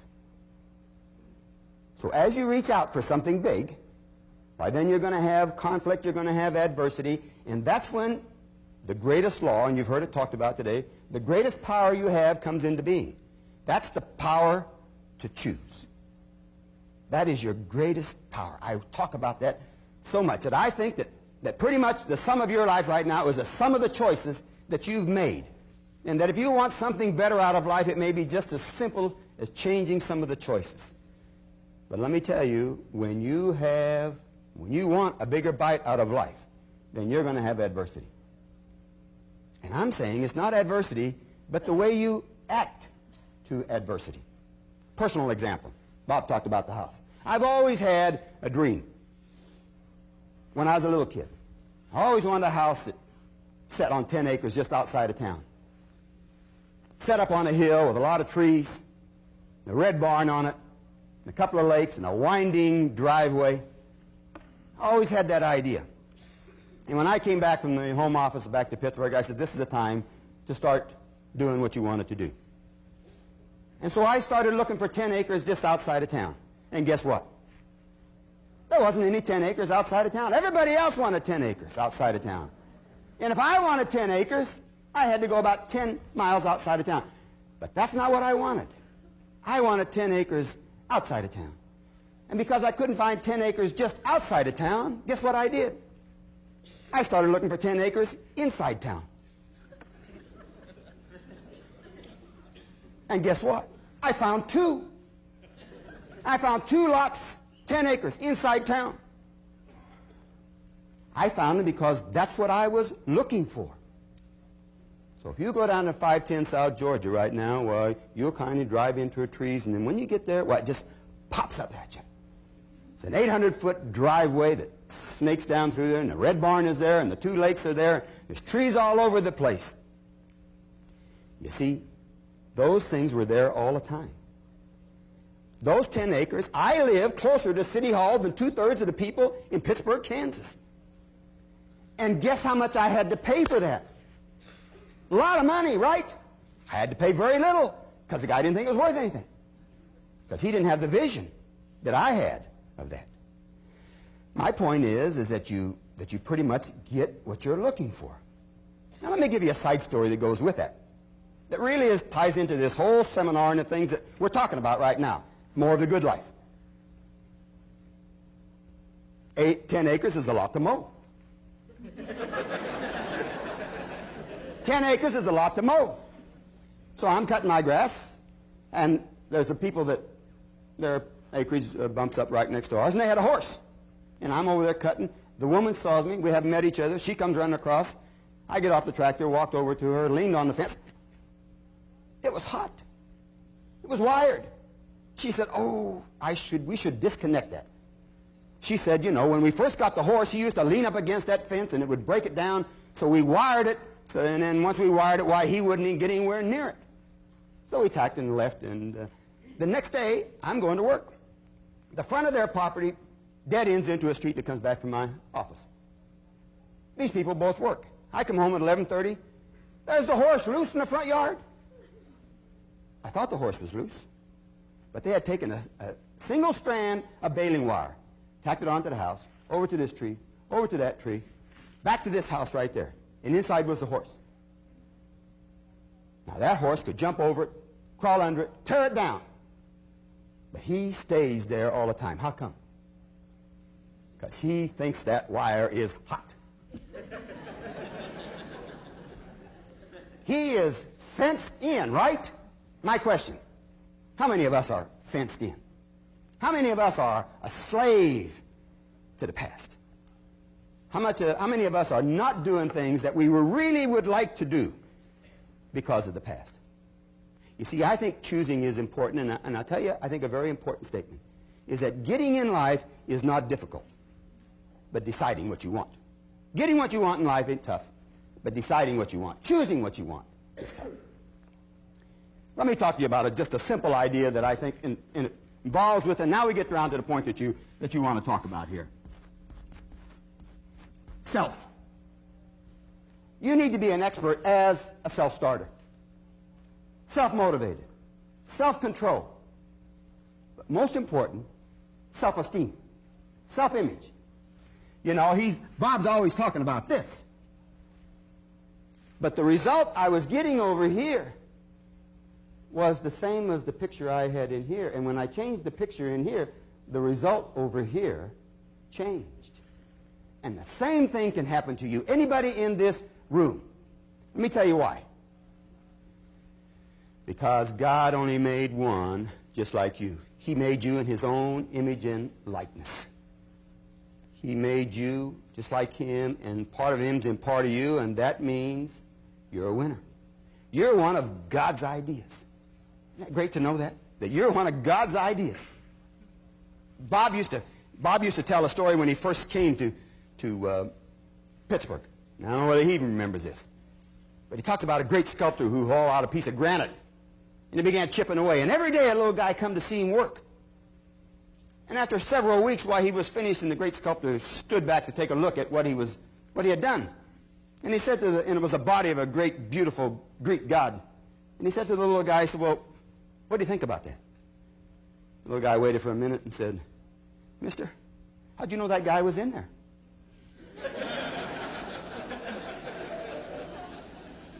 Well, I'm saying that guy was in there all the time. You're a Mona Lisa. What makes a Mona Lisa so valuable? What's rare? Just one of a kind. And you're just one of a kind. But it's how you see you that makes a difference. How does the quote go? The me I see is the me I'll be.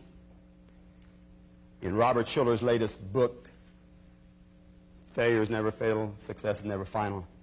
He tells a story about a small kid playing baseball by himself in the backyard, and he said, I'm the world's greatest baseball player.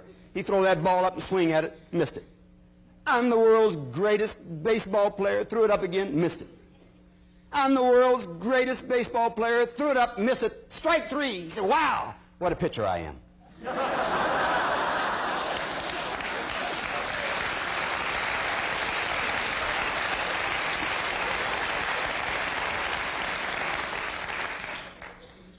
Let me tell you that you hold the picture of what you really want, and it's just a matter of time. The ancient Chinese proverb says, the longest journey begins with a single step.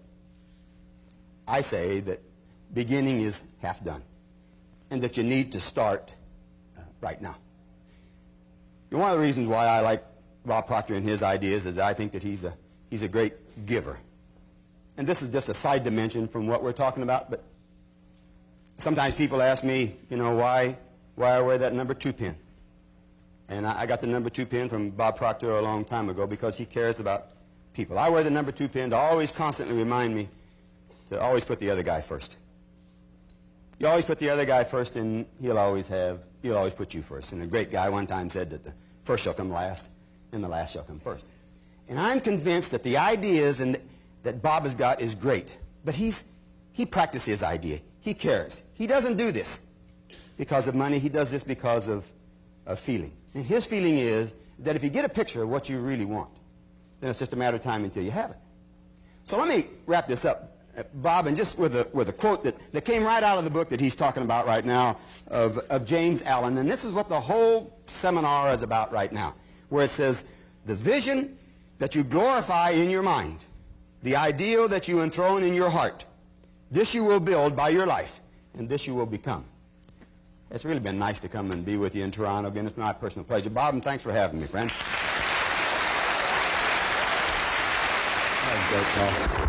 Hey!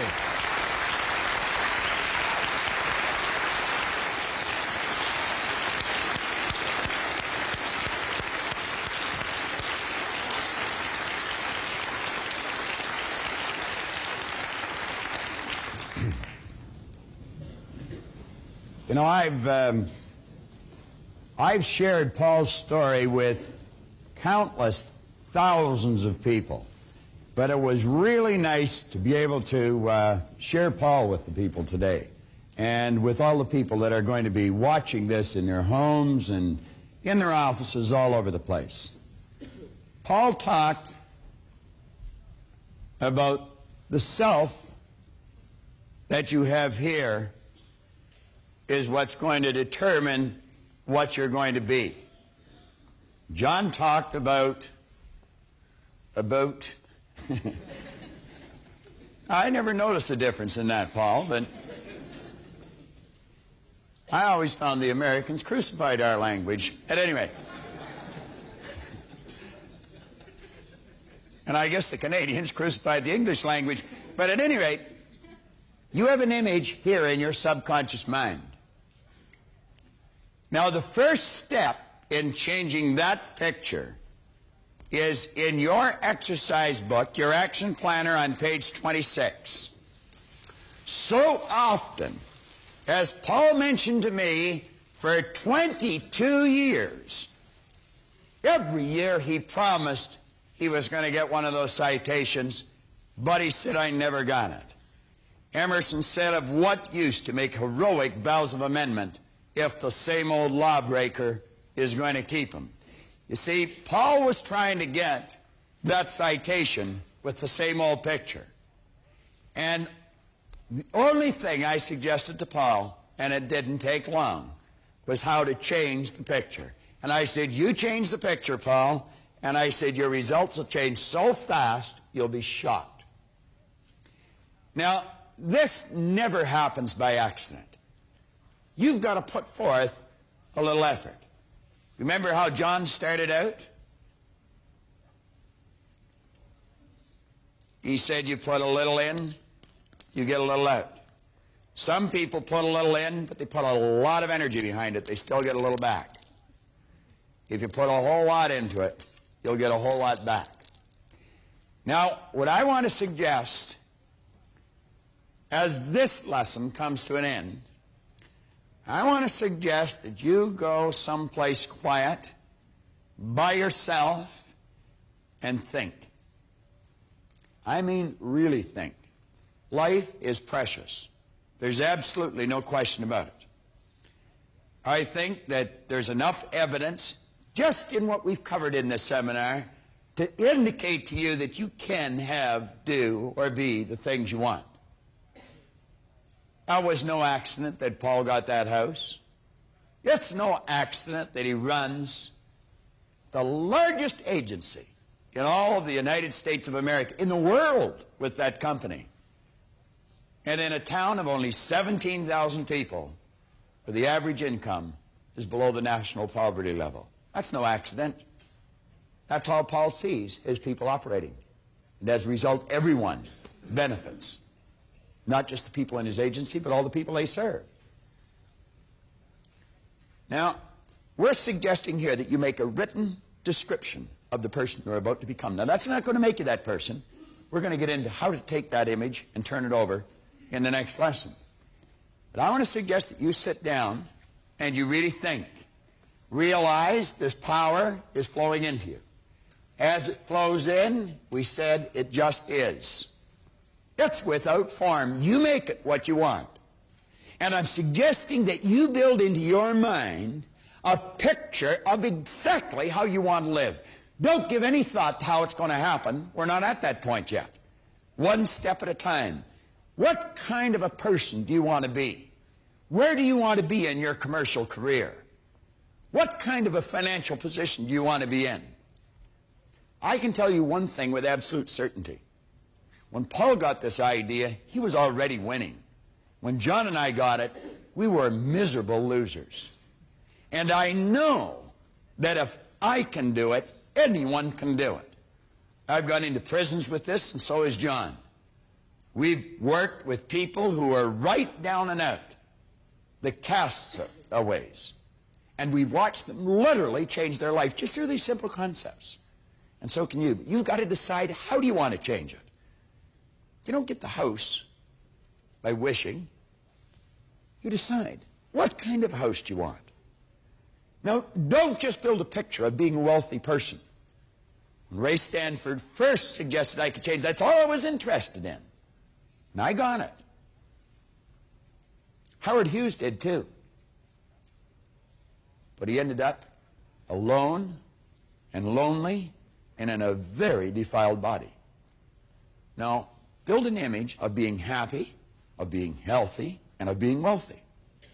And I would suggest that you build into it the kind of an attitude that you want for everyone else, what you want for yourself.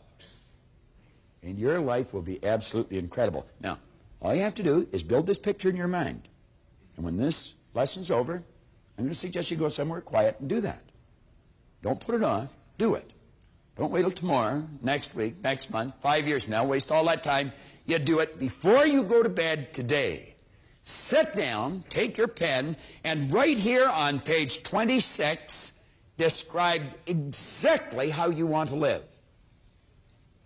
And when we get into the next lesson, we're going to show you how to firmly plant that image into this part of your mind, and I'll guarantee you, you'll change. And you'll change fast. Now, you just heard from a gentleman from Pittsburgh, Kansas.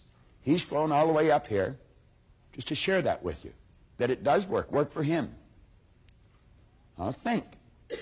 He tried for 22 years. You can tell by looking at him he's a good man. For 22 years, he tried to get what he wanted, and he couldn't do it.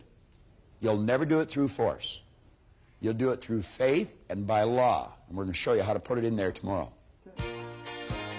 You'll have to admit, Paul Huntzy sure changed the direction of his life and that of all his family with the proper image. He was something else, wasn't he? Well, we're at the halfway point now.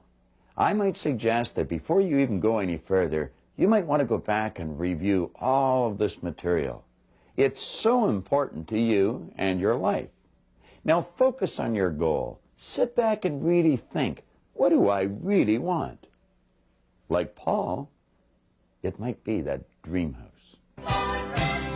Holding on to the key, ready to unlock your destiny. Oh, rich, rich, rich.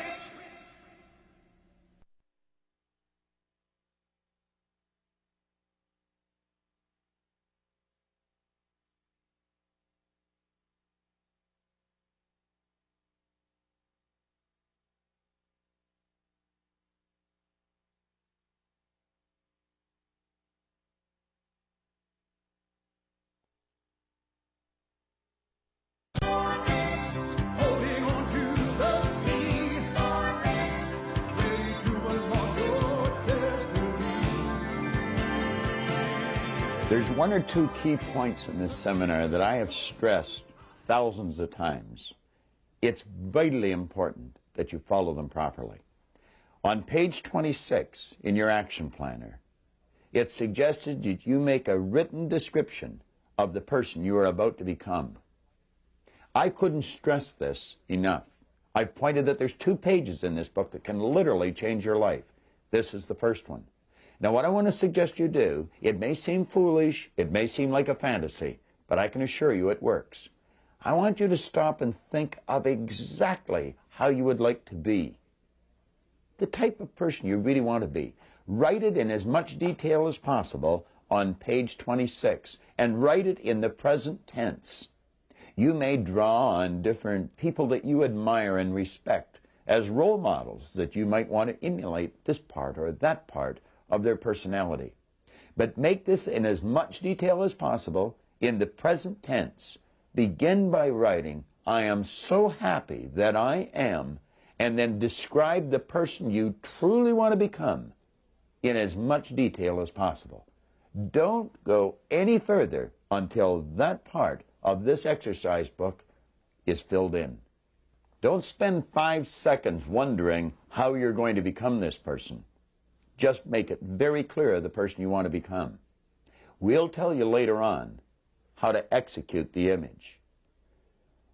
When you have that completed, turn your tape back on, and John Canary is going to introduce you to a concept of how this great power within us takes over and does what we want. I always like to kind of get into this lesson with a particular idea because, you know, we're into something that make a lot of people feel uncomfortable. And just to make sure that we're all in the same chapter here, we're over on page 27 where it states, let go and let God. You know, it's a cute little story about Billy and Johnny. They were having a little bit of trouble in town on an ongoing basis. And Mom didn't know quite how to handle this. Dad had been gone for years, and if something went wrong, these kids would hide in the basement because they would get blamed for it whether they were involved in the activity or not. Well, Mom took a run down to the minister there, brought Billy and Johnny with her. And she walked in, she said, you know, Reverend, I don't know quite what to do. These 2 boys are constantly in trouble, and every time something goes wrong, they get blamed for it, and I don't know quite how to handle it. Well, he said, listen, Mom, you just go on home there. I'm going to take care of this situation right now. And away she went. He said, now, Billy, I want you to sit in the hallway here in that chair. And, Johnny, I want you in my office. Well, Johnny got in there, and he sat him in that chair, and old Reverend there, he just sat back in that big old oak desk. And he looked down, and he said, now, Johnny, we're going to start with some questions. And the first one is, where is God? Well, Johnny just sat up on that chair there, started to vibrate, you know, in a state of confusion. Didn't know quite what to do. Blood vessels started to dilate. And he's trying to get a word out. He said, come on, Johnny, right now, where's God? Well, he started to spit, stamp, and stutter, whatever the case might be. And he said, Johnny, this is the last time I'm going to ask you, where's God? Well, Johnny just up off that chair and beat it down the hallway, put on the brakes, grabbed Billy, said, Billy, we got to get out of here. God's missing, and they're going to blame that one on us, too.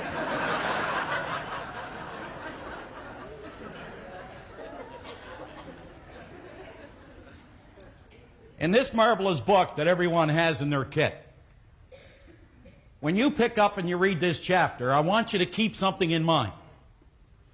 That for 8,000 years, all of the great thinkers, they have all disagreed with one another on many, many different things. But you know, there was only one thing that they were in complete and unanimous agreement with. Just one. That there is a power in this universe. And they say that this power, that it animates, it penetrates, and it motivates the entire cosmos. Now, not too long ago in a TV show, Madam O'Hare was being interviewed by Phil Donahue. And Donahue, she's the lady who's the head of the atheist movement. And she denied the existence of any power in this universe. But one night she was being interviewed by Dick Cavett, and Dick Cavett, you see, he didn't get emotionally involved in the idea. He stopped and he started to think, and he was able to reason with her without him losing control. And she said the only good thing about believing in a power is that you get a lot of holidays. And Dick Cavett said to her, you get a holiday every single year as all atheists do. And she said, when is that? And he said, on April the 1st. Now, if you were to go to the Ark of Apollo at Delphi, you'll see just two words inscribed over that ark at Delphi.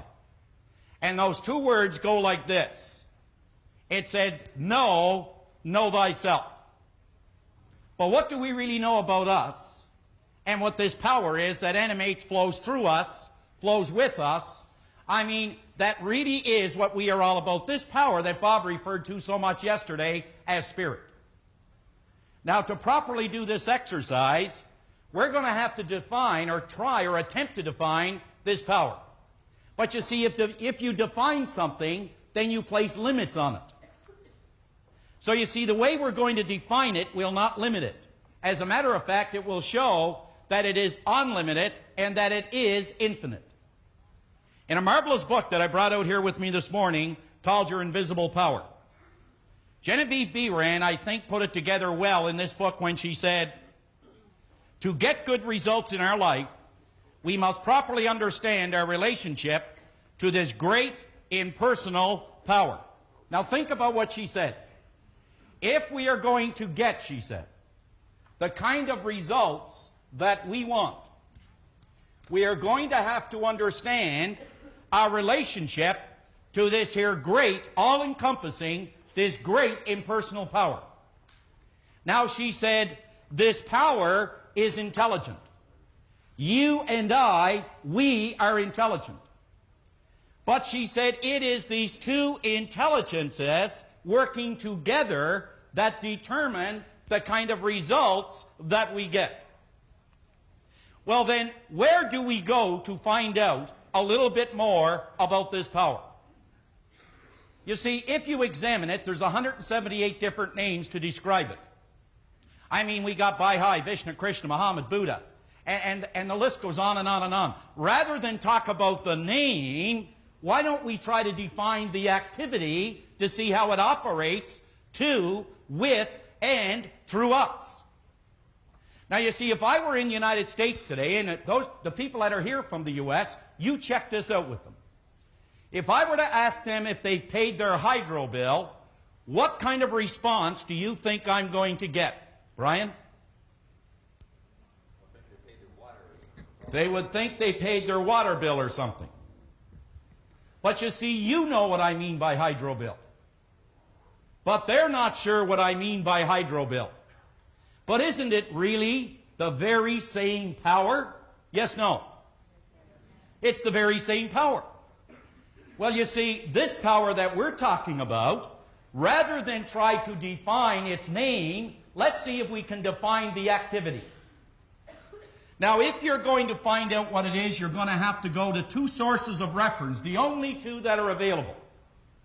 And one is science, and the other is theology. They are the only two sources of reference we can go to if we're going to try to find out anything. Now, you'll find this in the chapter on Let Go and Let God in that book, and I'd suggest that you read it and reread it until you not only gain an intellectual comprehension, but until you can gain what is called an inner spiritual emotional intelligence. You see, the individual that works only with intellectual intelligence, they're really not going to accomplish a whole lot. But the individual that can work with that inner emotional or spiritual intelligence, that individual open themselves up to unlimited possibilities. So if we're going to define this power, and we were to go to the scientist and say, what is this power that animates, penetrates, and motivates the cosmos? Why can I walk and talk? What keeps that wall standing? What about night and day? Why is there such order in these cosmos? How do I know where there's a certain star going to be 1,000 years from now and time it within a fraction of a second? Well, the scientist will tell you there is a power that animates the cosmos, and the scientist will say he will call, or she will call, that power energy. That's the name they use to describe this activity. Now, if you ask, well, what is energy? This is the only thing the scientist can tell you. And remember, the word science means to know. It means organized knowledge. Well, then ask, what is energy? And this is the only thing science can tell you. That energy just is. It is neither created nor destroyed. It is the cause and effect of itself. And it is 100% evenly present in all places at all times. Doesn't that mean right in here, Shirley? Doesn't that mean right in here, Leslie? All places at all times. It didn't say 20% in Scarborough, 50% in Tennessee. 100% evenly present in all places at all times, is almighty and is all-powerful. That's fine. You may say, well, I choose not to believe that. Well, you're entitled to believe what you want.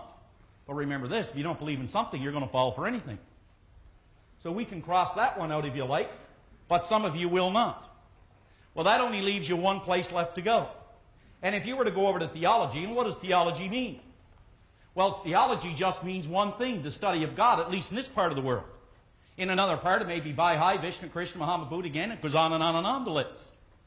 But if you were to ask the theologian, I just left the scientist, I'm trying to find out, what is this power that animates, penetrates, and motivates the cosmos?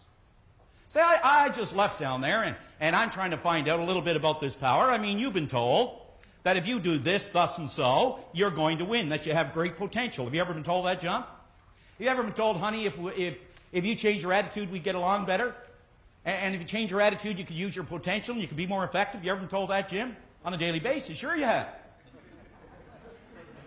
But you see, the scientist, I went to this scientist and they told me something about this energy. Now you go over to the other side and you ask the theologian. And the theologian will say, yes, there is a power in this universe that keeps everything in working order.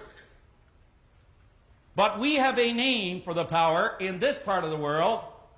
What do they call? What is the name they use in this part of the world? So you see, we take that symbol and we put it on the board, and then we ask the theologian, well, tell me, what is, who is, what do you mean by God? Can you give me a definition? And this is the only thing the theologian can tell you. Because remember, you cannot limit it. And the theologian will say, there is a power in these cosmos that we call God, and God just is. Neither created nor destroyed. He is the cause and effect of himself. And he is 100% evenly present in all places at all times. Now it seems to me that I heard that just a few minutes ago. So the only thing that has changed is the name. The activity is the same. And it is clearly demonstrated in the book. You'll find in this book something Werner von Braun stated. Bob quoted Werner von Braun. Von Braun pointed out that science are studying, you could say, the energy and the force around humanity. Theology are studying the force within humanity. And they're eventually going to find out that they are studying one and the same force. You see, when we understand what B. Rand said, it is intelligent, we are intelligent, but it is the working relationship with this power that brings about the kind of results we get, because it can't do for you what it can only do through you. Gosh, I'd give just about anything for a person to get a hold of that or to understand that. That it cannot do for you what it can only do through you. Think about that. Now, would you go over to page 27? We got to move on here. And at the very top of the page, for centuries, there has been a select group of people who are the real thinkers. I mean, we could name many. Edison, Emerson, Thoreau. I mean, there are so many, we could be here all day talking about them.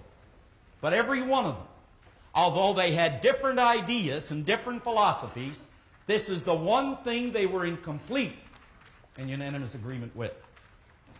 These individuals have always known there is a power which permeates, penetrates, and fills the inner spaces of the cosmos, and that everything you see around you is an expression of that power, and so is everything which you feel. The power operates in a very precise manner, which is generally called law. We choose to call it God. Others may speak of it as love, divine mind, divine intelligence, Jehovah, Lord, Father, first cause, as well as a whole host of other synonymous names.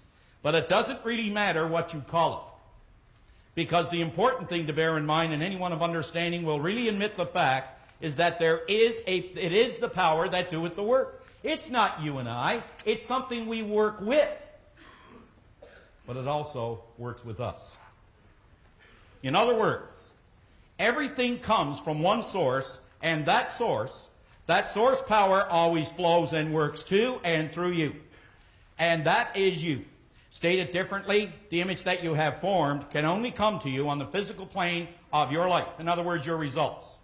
In one way, and that is by law and through faith.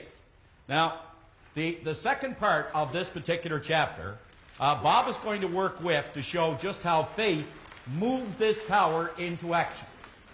Keep these two things in mind as we go through it. There are only two words you need to remember as Bob walks you through this. One is order, and the other is movement. Order and movement. And when both of those are functioning together rather than working against one another, we have success. Happiness, health, and wealth, which is your birthright. So let's bring on, to take us through the rest of this particular chapter, my good friend and your good friend, Bob Proctor.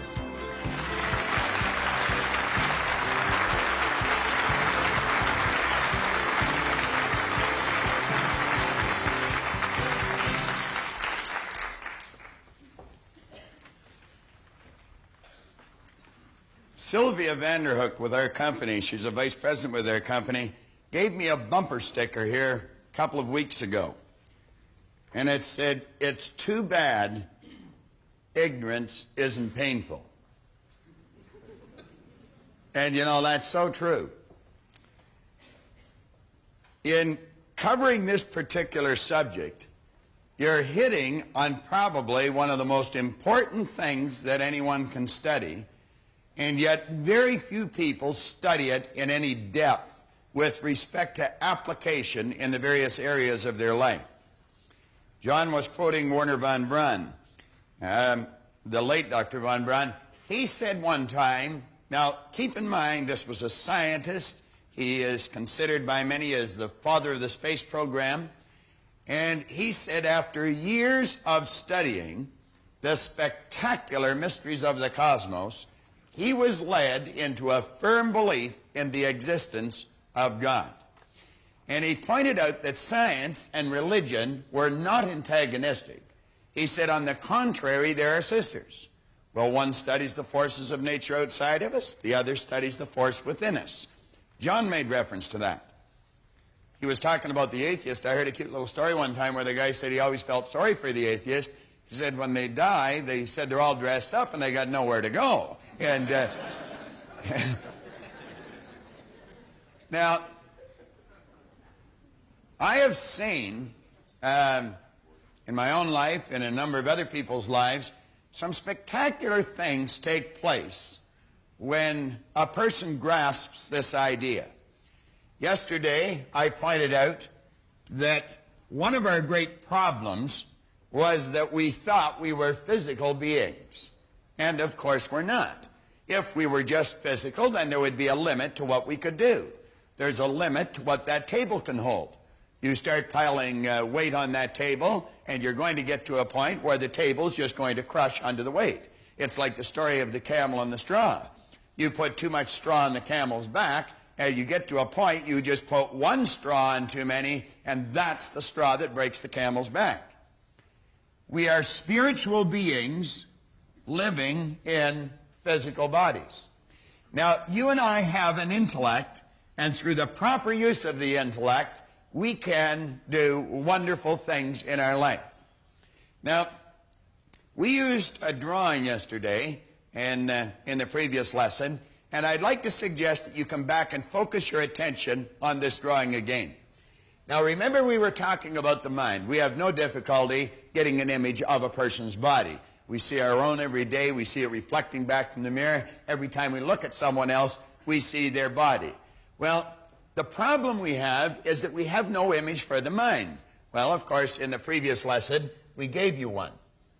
And we said, let this represent the mind. And then we pointed out to let this represent the body. And we took and we divided this, and we said this actually is the creative, or the start of all creation in our life, this part of our personality.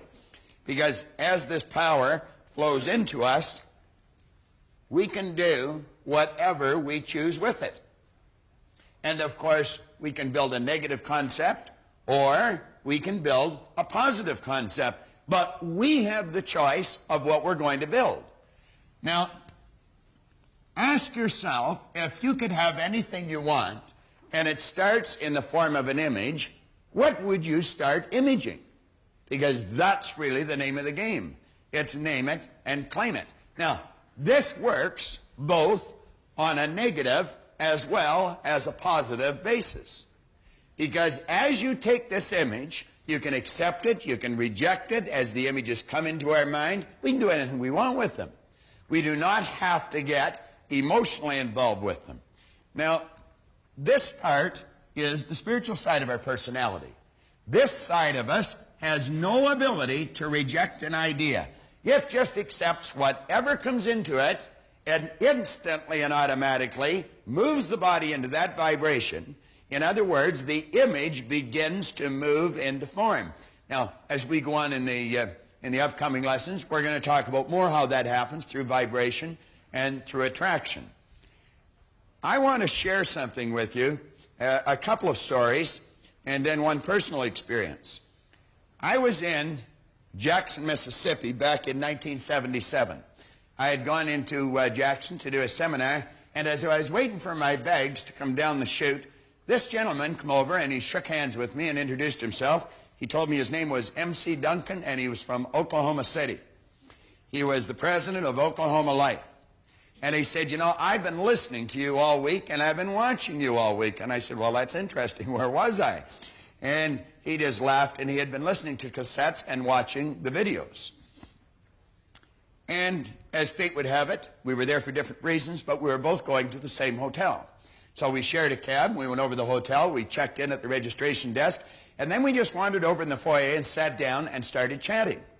Now, you're going to find that everyone that starts to study themselves, they become great readers. They always want to get into good books because they want to find out more about the subject. It's so fascinating. Well, he and I got talking about the various books that we liked. And we had read many of the same books. And I asked him, I said, have you ever read any of Robert Russell's books? And he said, no, he hadn't. Well, I had an entire set of them. I think there were 8 of them. I had them in my briefcase. Now, I had been reading these books, and I'd give them away here and there. And I just picked up a new set prior to leaving town, and I put them in my briefcase. So I took them out, and I gave them to him. And he looked at me a little strange, and he said, well, let me pay you for them. And I said, no. I said, don't pay me for them. I said, you just take them and enjoy them. And, you know, I just smiled, and I said, you know that you can never give anything away. It always comes back. In fact, pressed down and running over. I said, that's the rules. And he laughed and he said, yes, I know. Well, when I got back to Chicago, to my office, I began to get inundated with great material from M.C. Duncan. And the first thing he sent me was this transcript of a minister's sermon that was preached on November the 21st, 1976. Now, I received this on the 3rd of March, 1977, so the sermon was only a couple of months old. It was delivered by a Reverend Norman Neves at the Church of the Servant in Oklahoma City. And M.C. Duncan wrote here, insist upon miracles today. Here he wrote, Bob, first 4 paragraphs, great story about wrong thinking, etc., etc. Best regards, M.C. Duncan. Now, this is a classic. It really is. Keep in mind, this is how a minister is starting a sermon, in Oklahoma City. He began by saying, I read a story in the paper the other day that not only caught my attention, but that continued to hold it and hold it the further I read. It was a story of a railway employee somewhere in Kansas who accidentally locked himself into a refrigerator car and then who wasn't able to escape. Perhaps you read the story also and know what I mean when I say it continued to hold my attention. Now, he said apparently this man had banged and banged on the side of the car to attract someone's attention, but apparently also no one heard him. So he finally gave up and resigned himself to his fate. Sometime during the night, as he felt his body becoming numb, he began to scribble some sentences on the wall of the car.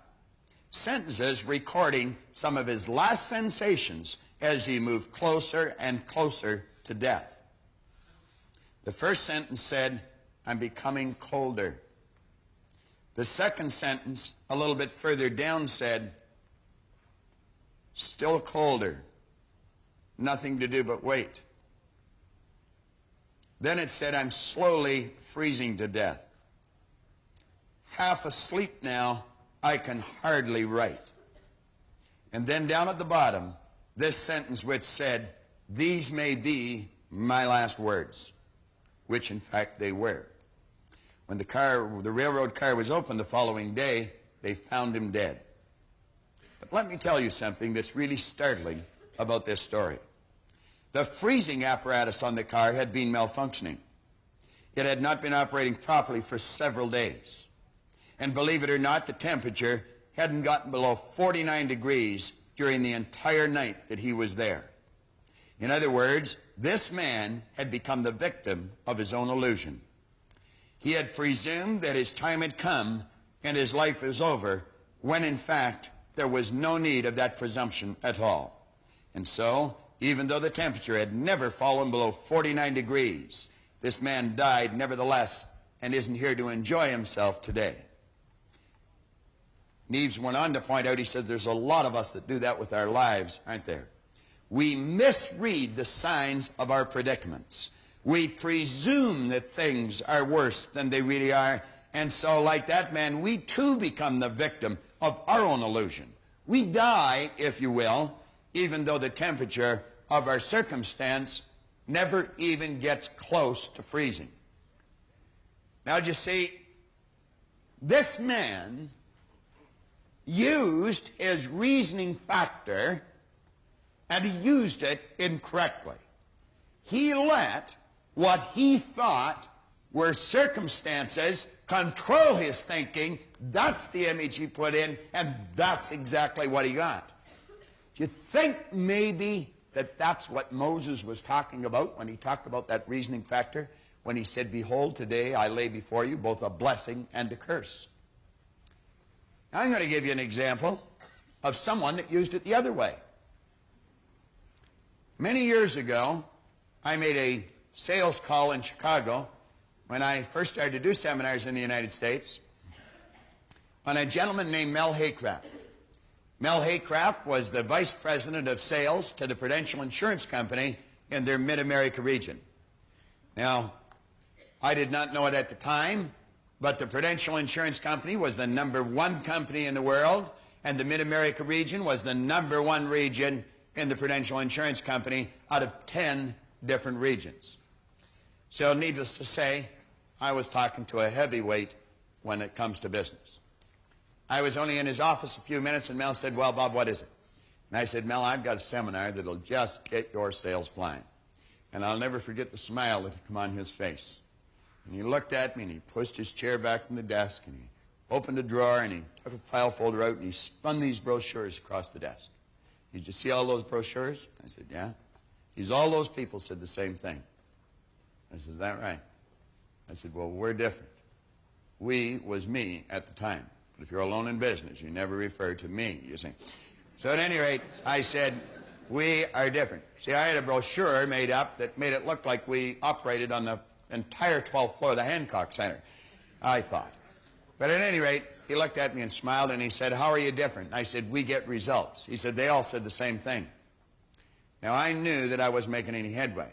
If you're in sales, you know when you get to a point like that, you either have to dance or hit the exit. And I wasn't about to leave. I had a hard time getting in to see this man. As a matter of fact, an associate of mine had phoned him every Monday for a year.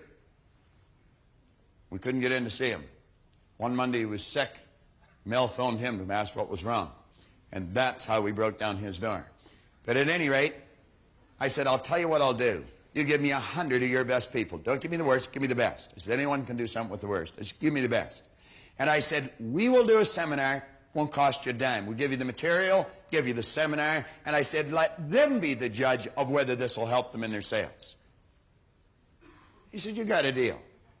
So we did that seminar. I ran into a chap in Detroit here just a little while ago, Carl Walker, that was in that group of people. I remember Carl sitting in the back row. I'll never forget Carl. And about halfway through the seminar, he kept getting up and down and up and down and up and down. The guy was getting so excited he couldn't stay in the seminar. He had to go sell somebody.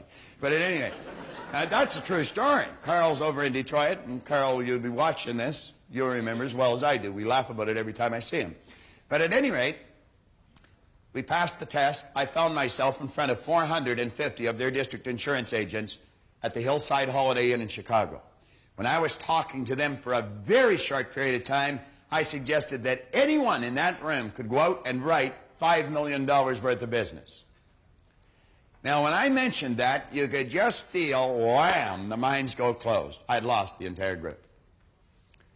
Now, do you see, what we were doing and what was different, we were introducing this element right here to their sales, to the psyche of their salespeople, to their sales presentation, to their belief system.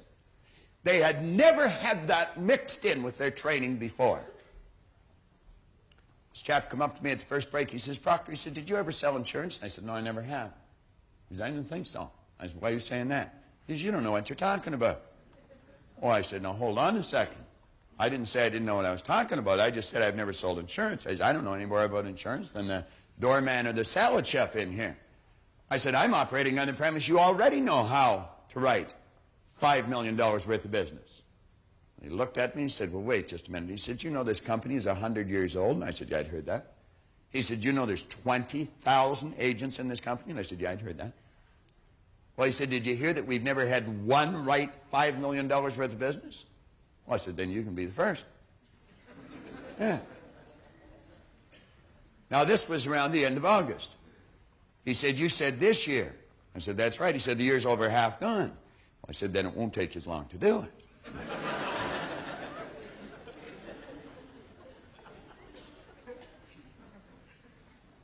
Now I said, Don, if you can see yourself as a $5 million producer, you heard what Paul Hutsey did with this idea, and you get emotionally involved with that idea, you turn it over, that part of you that's unseen, it's non-physical, but it's in every part of your being, I guarantee you, you'll act differently, and what you attract to you will be quite different. And I said, you'll do it.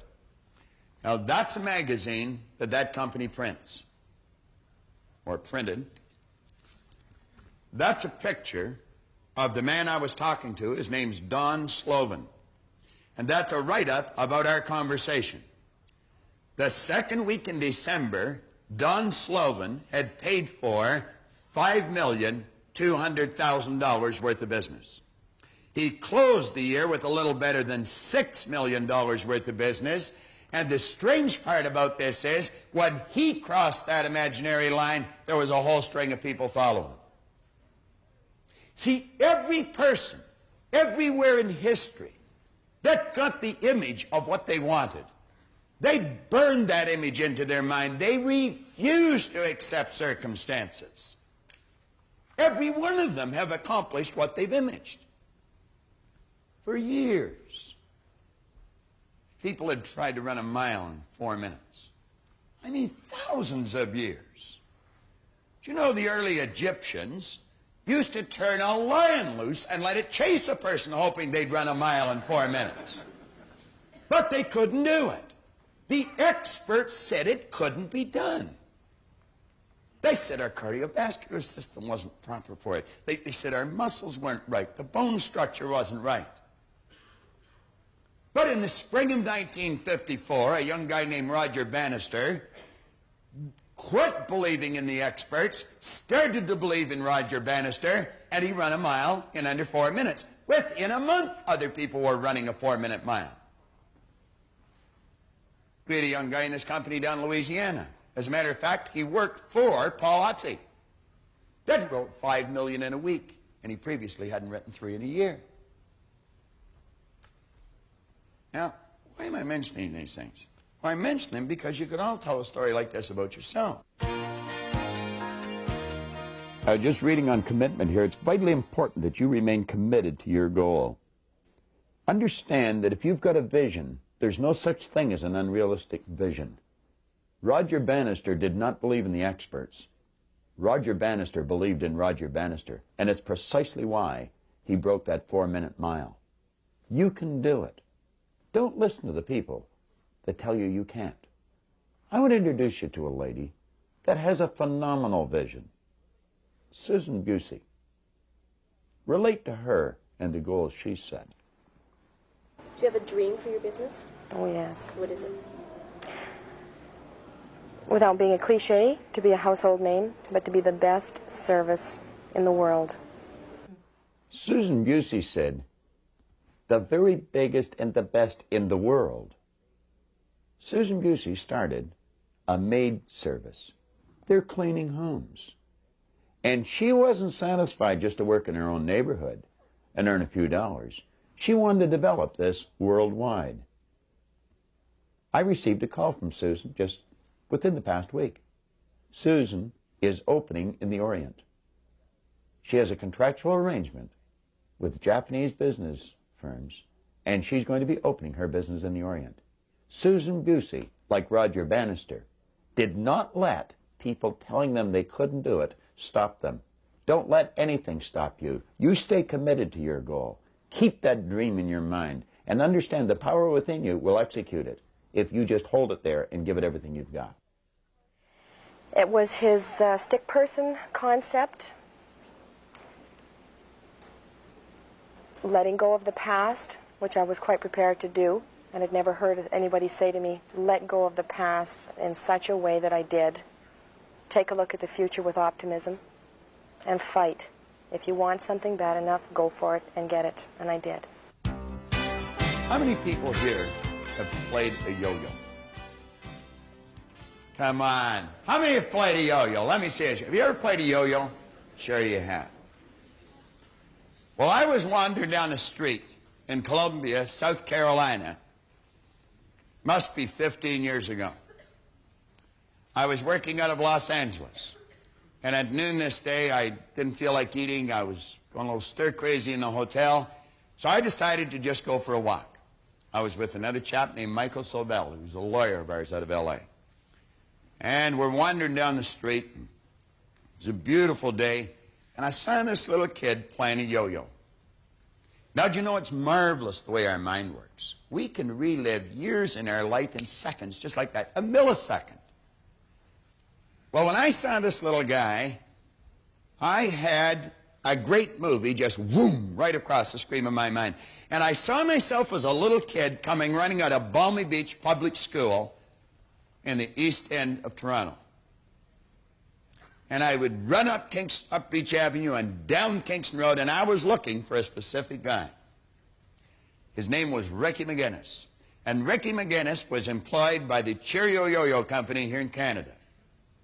He was a yo-yo pro. He was a champion. And I'm going to tell you, this guy could play a yo-yo. Now, they dressed these guys up. You see, they gave them a uniform. The uniform consisted of a maroon sleeveless sweater that had red, white, and blue here and a V-neck. That was for V for victory. That came from the Second World War. Some of you weren't around then. In fact, most of you weren't around then. But anyway, that's what that represented. But he had a great big crest here in the center. And it had Cheerio across it, and it had Yo-Yo Champion. Then it had little badges sewn all over it, and each one of these little badges represented a trick. And if you learned the trick, you'd get these little badges. Well, of course, he had them all. And I always remember I envied this guy because he had a great big raft of yo-yo strings around his neck. Now, yo-yo strings, when I was a young guy, were 2 for a nickel. And, of course, if you had 2 nickels at the same time in our neighborhood, you were considered financially independent. I mean, now, it was a poor neighborhood. None of us slept alone in that area until after we got married. I mean, you just fat ones on the bottom, you know. I mean, that was a rough area. Well, at any rate, every now and then we'd break a string, and we didn't have a nickel to buy a new string, and he would take one of these strings out, and he'd hand it to us. He might even pat us on the head and call us by name. Well, of course, we had arrived if the pro recognized us. Because, you see, he was like the Pied Piper. When we found him walking up the street, we'd walk with him, and we'd just stare at him, you know, and just look at him. I mean, we had this guy. You talk about God. We thought this guy was God. I mean, we had him deified. Well, at any rate, he would get to Kingston Road and Scarborough Road, and he'd start teaching us a trick, and he'd test us on the trick, and we'd form a great big circle around him. Now, that's what I saw in a matter of a millisecond when I saw this kid play the yo-yo. And I suddenly had the strongest urge inside of me to play a yo-yo. I didn't have a yo-yo. So I called this little kid over. I said, come here. He was all by himself, just a little kid. You know, so he come over and I said, give me your yo-yo. So he took his yo-yo off and he gave it to me.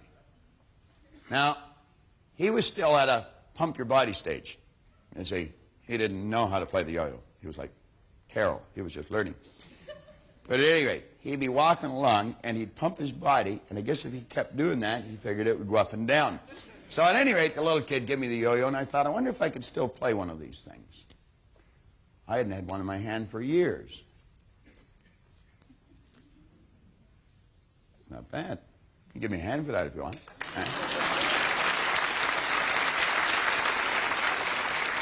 Well, then I started to remember some of the tricks. That's called making it sleep. If you can't do that, you are out of luck. You can't play the yo-yo. You can't do the tricks. So, did that. Then I remembered this one. This was rock the cradle. You learn how to do that, and you get a badge, you see. Isn't that wonderful? What trick is that? That's a dandy. You know, Gina asked me just a few minutes ago, John, there's a yo-yo in that bag. Do you want to throw it out? Gina asked me a few minutes ago, how's the string on your yo-yo? And I said, oh, it's fine. Now, that's the second time in a week. That's the second time in a week that that's happened. I got to get this one working right. It wasn't working right earlier. Well, yeah, John used to carry the yo-yos and clean the boards, you see. Ah, we got it gone. We're right back in business.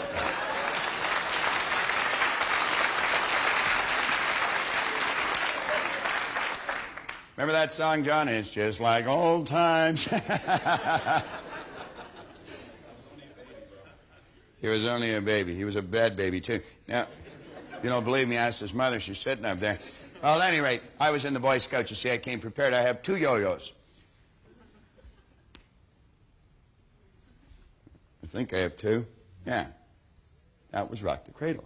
Learn how to do that, and you get a badge. Now, we had another one. Well, this is a dilly. And this one called shoot the gun. Now, seeing as how a pro's at his best regardless, I'm going to make this sucker work. But at any rate,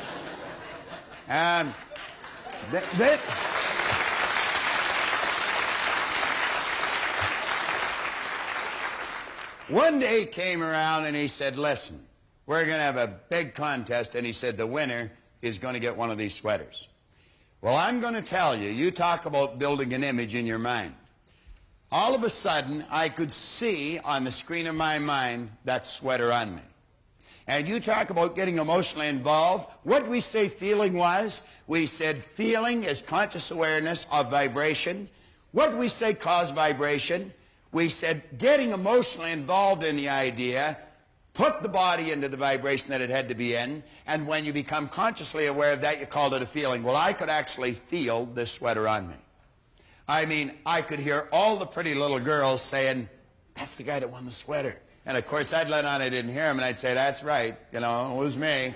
And anyway, I could actually feel this. I mean, I had to have that sweater. You know, every once in a while, something comes up, and you just have to do it. I had to win that sweater. Now, I was just a little kid. I was learning a phenomenal life's lesson, but I didn't know I was learning it. Now, Rick would come around, and he'd just show us this trick once. He'd fire this thing down, and he'd bring it up. I may have to get another string for this thing. Get up here.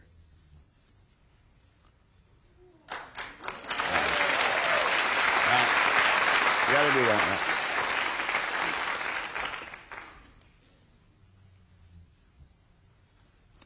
Yeah, that's it. All right. Now, how many of you can do that with the yo-yo? Now ask yourself why you're not able to do that, and I am. Do you want to know why? I'm going to tell you why. See, any person in this room could learn how to do that. If you wanted the sweater bad enough, and I wanted that sweater, and I hooked the sweater up, what I wanted, with what I was doing, and I had to believe I could get it. What did Napoleon Hill say? He says there's a difference between wishing for something and believing you can receive it. And he said the key is you've got to believe it. William James says believe, and your belief will create the fact. Well, you know, that's where it all starts. That's where it all starts. I don't care how simple it is. I don't care if it's just winning a sweater with a yo-yo. It could be writing the 5 million, or it could be doing what that man did in the boxcar. It works both ways. It has no ability to change the idea. Whatever you ask for, that's exactly what you get. Now, as you take the idea that you build, and you've got the ability to sit down and design any idea you want. You see, if you were going to decorate your room, you'd get an idea here in your mind of how you'd like that room decorated. And then you'd go and get the things that you needed, and you'd put them in place until you had built on the physical plane of life a replica of the picture you've got in here. We have a gentleman here with us today that wrote the music and the lyrics for The Ghost and Mrs. Muir. Give Scott Turek a hand. Sitting right over here on the side. Stand up for a minute, Scott.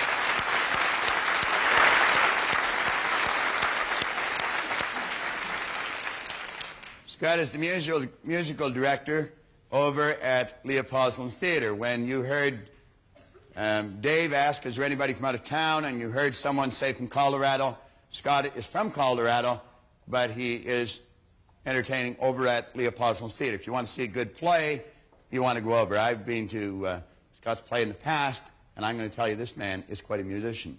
Scott, where does the music start? Would you say it starts right in here? You start hearing it in your head, don't you? Yeah. That's right. You actually hear the music in your head. You see, Scott takes this power and he turns it into music in his head. He literally hears it.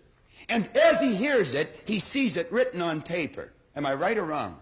Then you take a pen or a paper and you write it. Scott, stand up for just a second, because this is a good example. Then when he's got the music, he not only writes the music, he put words with the music. Is that correct? And we call those lyrics. And he takes and he writes the lyrics, and he knows those words. What are words? Words are nothing but ideas dressed up for our physical benefit. And you put words, and that puts more meaning then to the sound that you've heard. Is that correct? Thank you, Scott.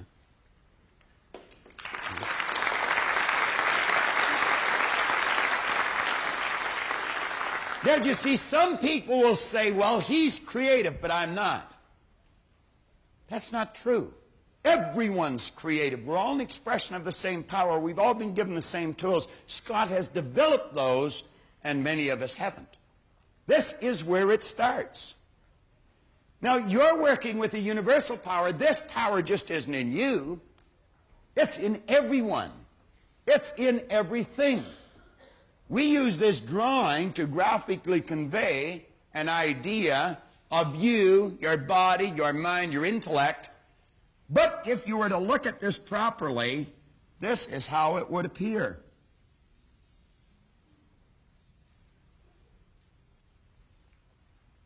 It's a universal power that you're impressing that idea on. Do you know when you throw a pebble into the lake, the entire shoreline has been changed? If you throw a pebble into the Atlantic Ocean, the entire shoreline has been altered. You'll say, oh, not the Atlantic. Yeah, even the Atlantic Ocean. Do you know where our problem is? We cannot see with these physical things the change in the shoreline. But understanding lets us see the change in the shoreline. Van Gogh is asked how he did such beautiful work. He did it the same way Scott does it. I dream my painting, and then I paint my dream. Do you know you'll never buy an original painting? Why? The original's on the mind of the artist. But we're all working with the same power.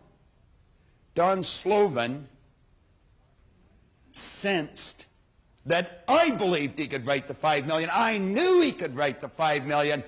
That gave Don a little inspiration, and he started to think about it. He started to think of all the good things that would come to him. Fame, fortune, everything. And he got emotionally involved. And as he put that idea in there, Don Slovan moved into a brand new vibration. He started to attract all kinds of different things to him. Do you think it's an accident when one person, one in sales, goes into their office and in their pigeonhole there are no messages, and another one goes in and there's 14 people wanting to buy something from them? Do you think it's an accident when there are two businesses side by side, one wins, one loses? I go to a barber shop down on Bayview Avenue, Tony's. I've been going there for 25 years, whenever I've lived in Toronto. 4 doors away is another barber shop on Bayview Avenue. I have never seen anyone in that barber shop in 25 years. I've never seen one person. Now, I know someone goes in there. I know that because the person couldn't keep the doors open otherwise. Tony's, you always have to wait. And the other one, you would never have to wait. Someone would say, well, that'd probably be a good place to go. I don't think he'd cut it the way I want it cut. And I think there's a lot of people think, I don't think he'll cut it the way I want it cut. But why is it empty? Is it because I'm thinking that? No. It's empty because that's the way that man sees his barber shop. We had some people come into Chicago one time when I was working with the Nightingale organization. They had a chicken restaurant in Ohio. It was out in the country. It was a great, big, beautiful white mansion. They sold more chicken dinners than any restaurant in the United States. People had come from 3 states away to buy from them. It's in the image. Now ask yourself, what kind of an image have you been holding? Have you been wishing good things would happen but think bad things would happen? You see, most people will let their present physical results control their way of thinking. They're emotionally involved in it. They think it's an accident that the same results keep reoccurring. That's no accident.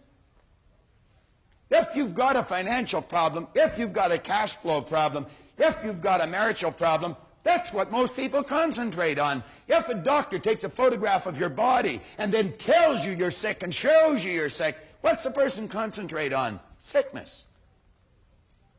What's the photograph prove? The photograph proves that the person has been concentrating on something wrong to move their body into that vibration. What should they do? They should ask for help. Where does it come from? There's only one source, and they see perfect health. Or they see prosperity. But the cynics don't believe this. And it's a strange thing, the cynics don't get results either.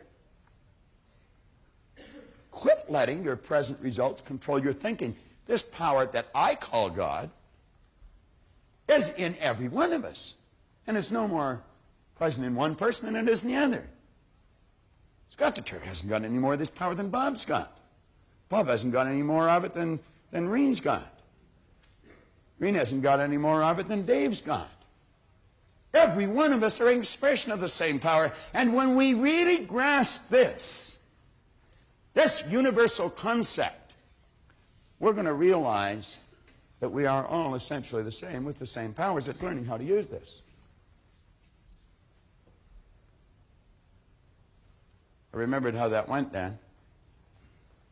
It says, because the time will most assuredly come, and the best and wisest know not how soon, when death, the leveler of all human greatness, will reduce us all to the same level. It's like burning the paper, isn't it? It's like boiling the water. See, death, as we know it, is moving out of this thing. Life, as we know it, is in this thing. But if nothing's created or destroyed, and if all science and all theology tell us the same thing, then that only postulates one theory, the theory of life. See, everything you have is going to belong to someone else at the time of your death, but what you are is yours forever. Now, we want to try and understand this concept. On page 28, we say you are a perfect instrument for spirit to express itself through. Start to see yourself. Now, every time you think of yourself, think of that drawing. Every time you think of the drawing, you think of yourself. You've got to have an image to work with. On page 28, we say, see yourself as a perfectly endowed spiritual instrument without limitation. When you do, you're going to find it easy, in fact natural, to expect the good you desire. You will also understand that doubt simply obstructs the unfoldment of the prosperity in your life. Now, read this bottom paragraph on page 28. Doubt does not shut down the workings of the power. The power's always working. Think of the man in the refrigerator car. It's always working. It never stops. There isn't some emotional or capricious God saying, oh, wait a minute, you're choosing the wrong thought. You ask and you'll receive. You ask for the wrong thing, you're going to get it. It'll be delivered right on schedule. You can make buck on it. The doubt you hold becomes the picture, which will turn into your physical results. You see, when you build the picture, you control from inside. You do not control from outside, regardless of the circumstance of the present results. What did James Allen say? Your circumstances may be uncongenial, but they will not long remain so if you perceive the ideal and strive to reach it. Do you know what an ideal is? An ideal is an idea that you fall in love with. And you know what love is? Love is resonance. It's harmony. It's in tune. It's operating on the same frequency. Well, when you get the higher side of your personality operating with the lower side of your personality, you're going to see miraculous changes take place on the physical side of your personality. But until you get these two in tune, you're going to have a problem. Because when they're not in tune, there's what we call conflict. And if there's conflict in the mind, I guarantee it'll express itself in the body. What do you think dis-ease is? It's the opposite of at ease. On page 29, one of the best definitions of faith I've ever heard came from a chap in Chicago, Clarence Smithson. Clarence Smithson. He said, faith is the ability to see the invisible. What did we say about Scott's music? No one on planet Earth had ever heard that music that he heard in his head until he put it on paper and then sent it out so that the rest of the world could enjoy what he was enjoying. It's the ability to see the invisible, to believe in the incredible. What is incredible is that there's a power in every cell of your being that operates in a totally deductive manner. It will take whatever image you impress it upon it, and it'll move you into the vibration you have to be in, to act the way you have to act, to attract the thing you have to attract for the manifestation of the image that you chose to build.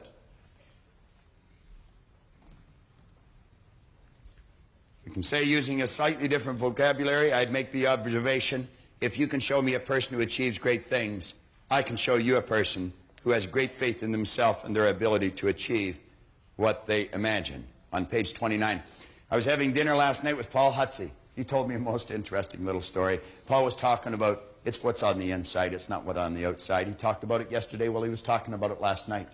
And he tells the story about the little black boy that went to the carnival. And there was a man there blowing up balloons, filling them with helium gas, and then letting them go. And he filled a red balloon, and then he tied it up and he let it go. And the little boy was standing there watching him. And then he filled a yellow balloon with helium, and he tied it, and he let it go. Then he filled a green balloon, and he tied it, and he let it go.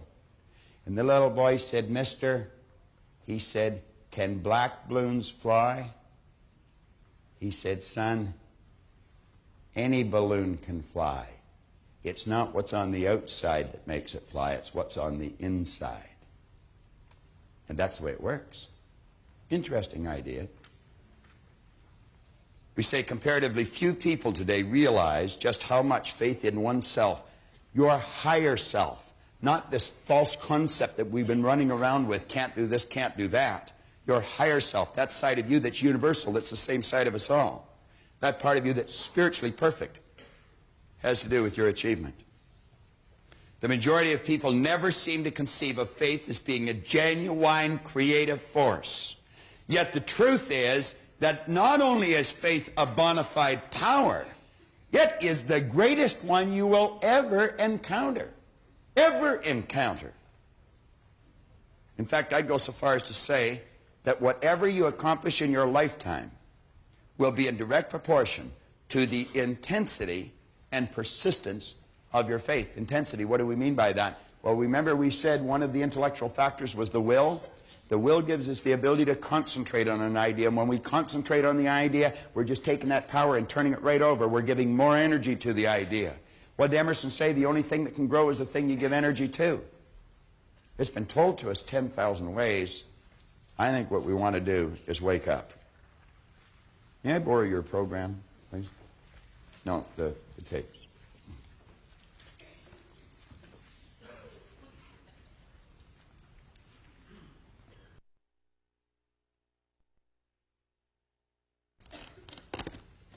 You have a set of these tapes.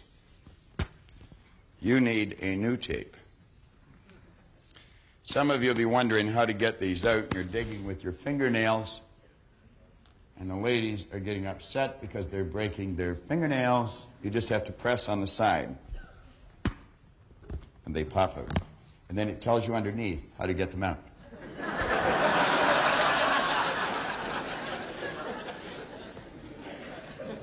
Andy Rooney would probably get about an hour and a half out of that. Now, you've got a relaxation and visualization tape. I want to suggest that you put this to good use. On page 30,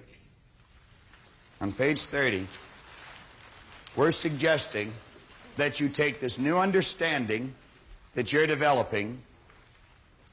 You take the description on the mind. You let yourself get emotionally involved in this image. And you know that every time you do, in a very relaxed state, wham, you just trigger those brain cells. You just think of the new you, and that picture comes up.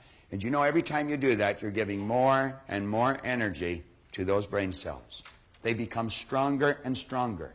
And in a relatively short period of time, those ideas will be fixed in your mind, and that's the way you'll live.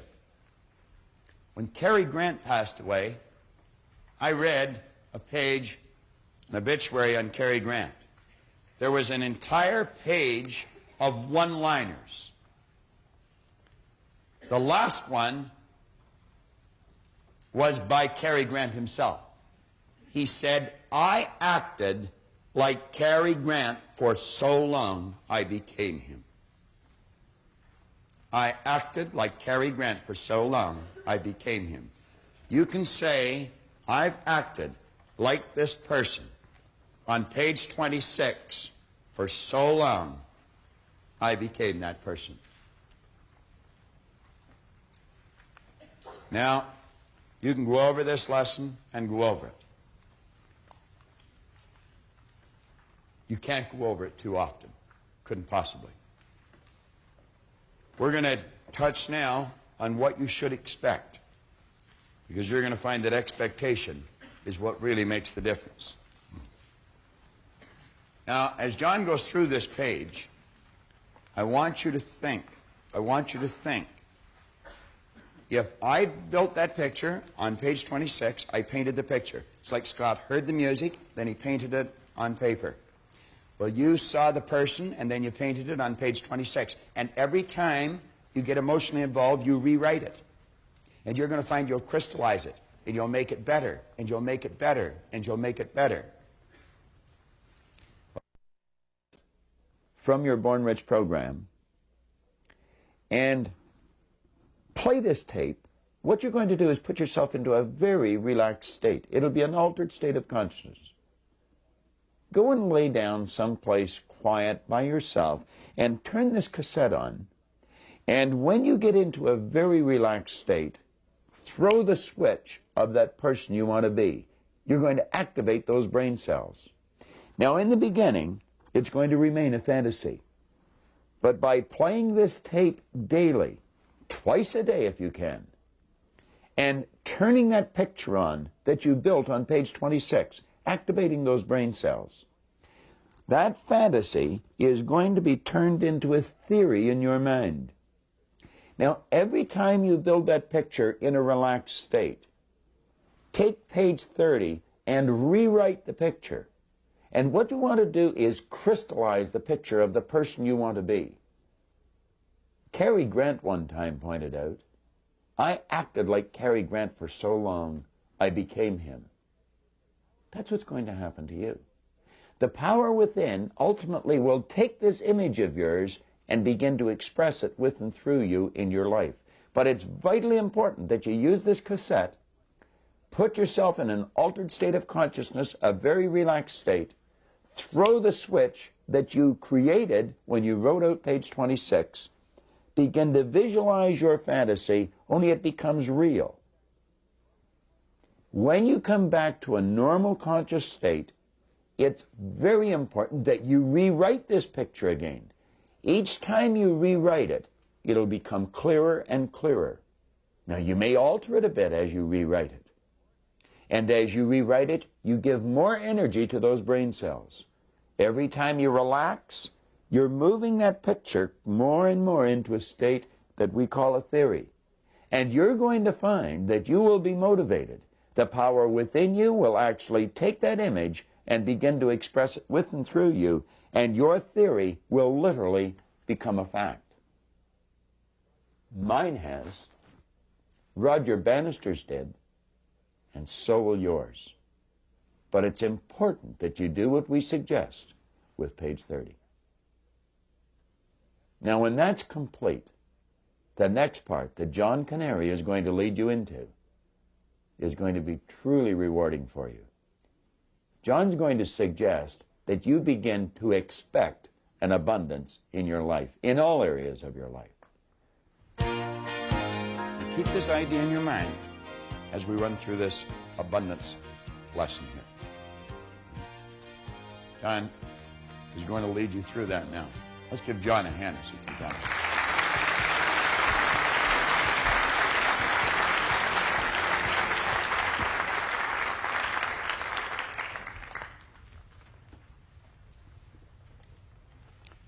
About 6 years ago, I was down in a place called South Jersey, around Cherry Hill, Trenton, Atlantic City.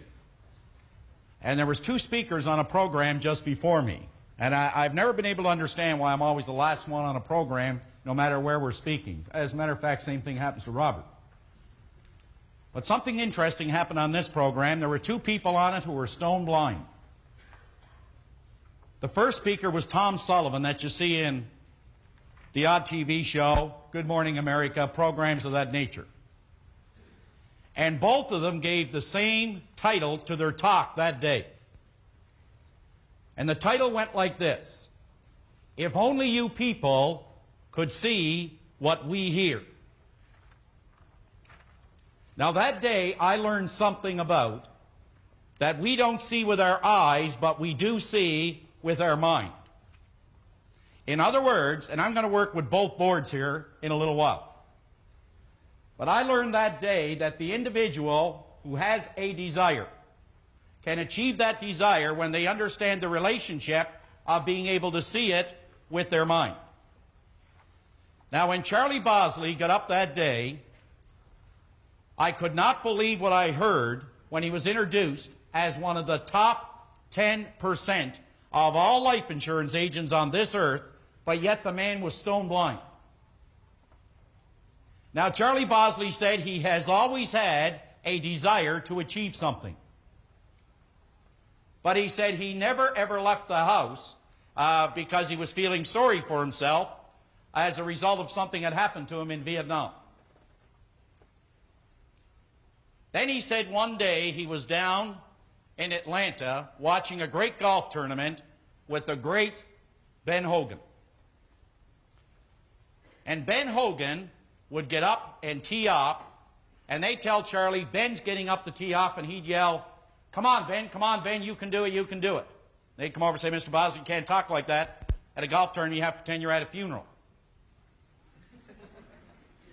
But he said, I went through it for 18 holes because Ben Hogan is my hero. And he said, no one's going to throw a blind man off the golf course.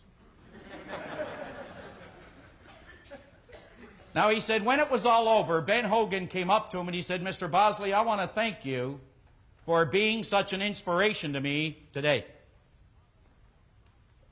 And Bosley said, no, it's I who should be thanking you, Mr. Hogan. He said, you see, when I heard your story, I was a man living in pity. He said, I heard about your car accident and how before the head-on collision you fell in front of your wife to protect her. And then when they got you to the hospital, they said to your wife, Mrs. Hogan, Ben will not live the night. And your wife said, you obviously don't know my husband. Now, he said, the next morning when you proved the experts wrong and you were able to continue with your life, they said, but Mrs. Hogan, Ben is never going to walk again. And she said, you obviously don't know my husband. Now, as months went by, you see, Ben, he started to get his spirit back again. He started becoming consciously aware, I'm in a bed, my body is broken, but I want to play golf again. And they said, Mrs. Hogan, he wants his golf clubs now strung up on the ceiling where he can see them all day long, but he's never going to play golf again. And Mrs. Hogan said,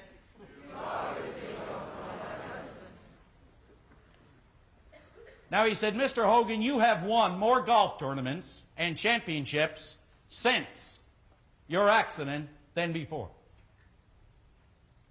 And he said, that's the reason that I started to experience a different relationship with all the things that I have ever desired. And Hogan said, is there anything I can do for you, Mr. Bosley? He said, as a matter of fact, there is. He said, I'm pretty good golf. Do you know that he can beat many people on a golf course any day of the week, even though he's blind? He said, what can I do for you, Mr. Bosley? He said, I want to play one round of golf with the great Ben Hogan. Anytime you want. He said, there's one condition, Mr. Hogan. I want to play for $1,000 a hole. Now, I want you to keep in mind here, before I finish this story, Bob mentioned how some people put what is called a crown on circumstance. In other words, there are some people that actually get down and they deify this word circumstance. That's what's in control of their life. But yet here was a man whose sensory factor called sight, it was absent, he was blind. And Ben said, there is no way that I'm going to play you for $1,000 a hole. What will people think of me? He said, now just a minute, Mr. Hogan, you asked me for a request, I gave it to you, now you're backing out. Well, he got the best of Ben, and Ben said, I'll tell you what, I've got some people here, they're witness to the fact that I warned you, I'll play you, but I am going to play my best. Charlie said, that's fine. I wouldn't expect you to do anything else, Ben. Ben said, okay, when do you want to play? And Charlie said, 10 o'clock tonight.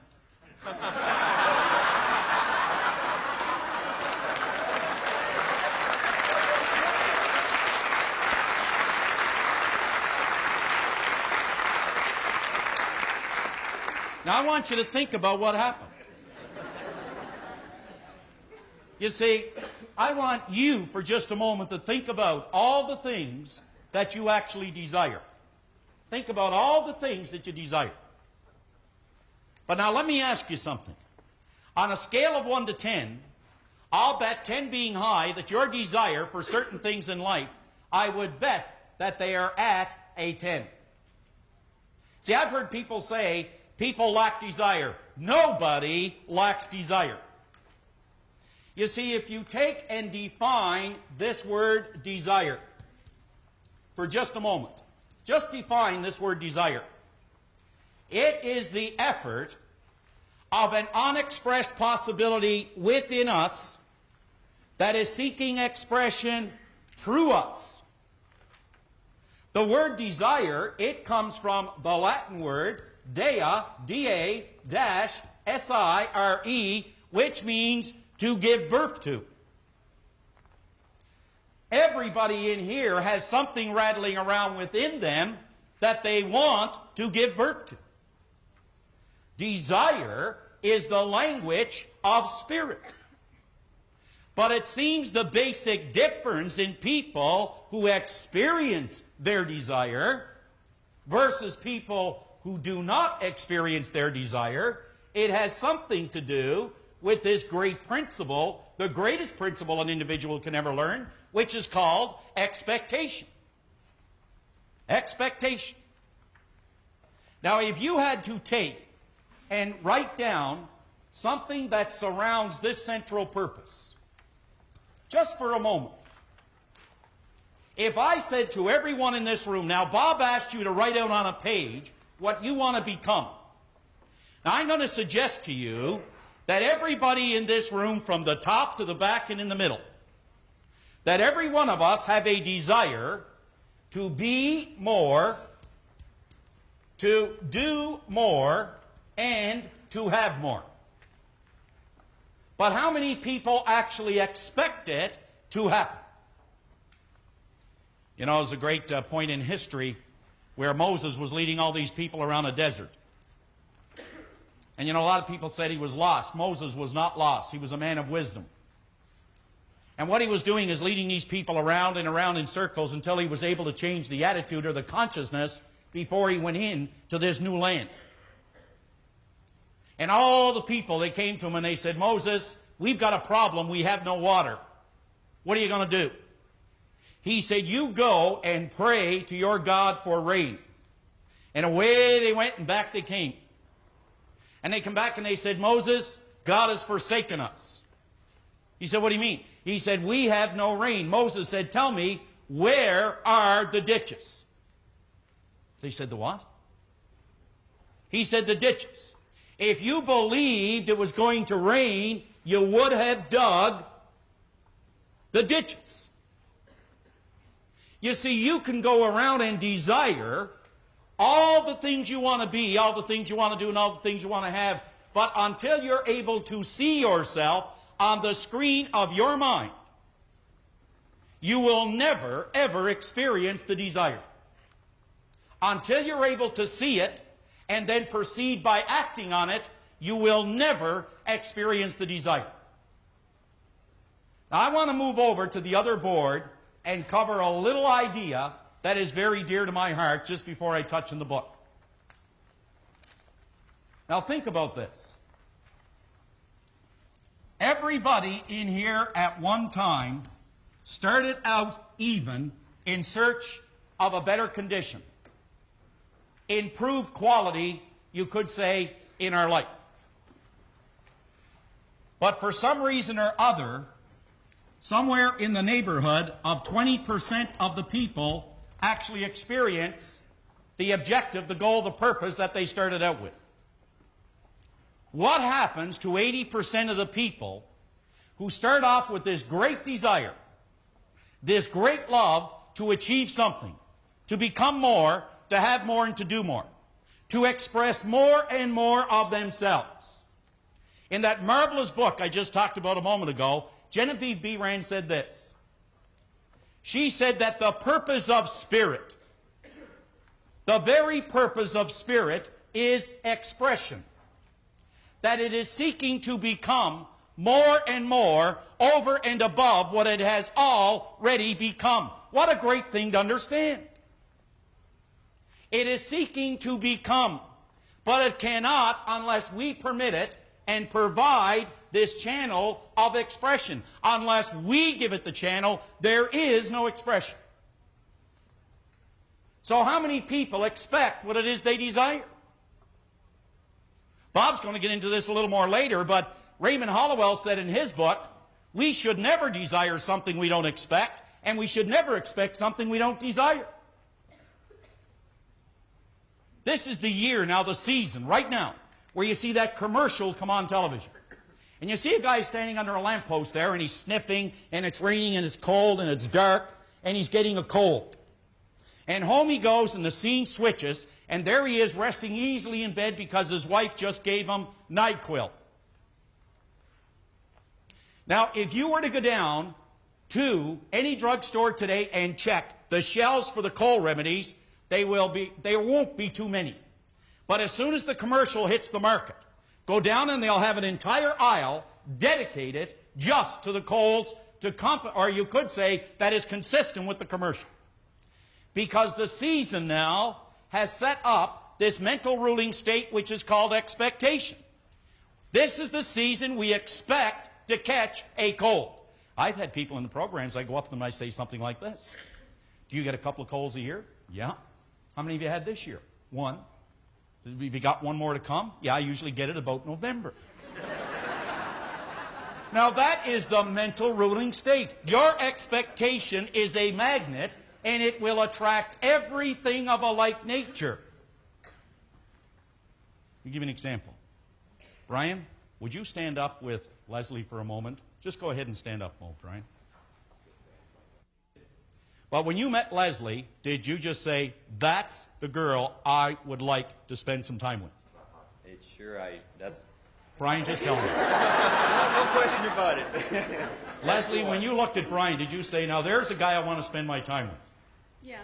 Now, I want you to understand something here.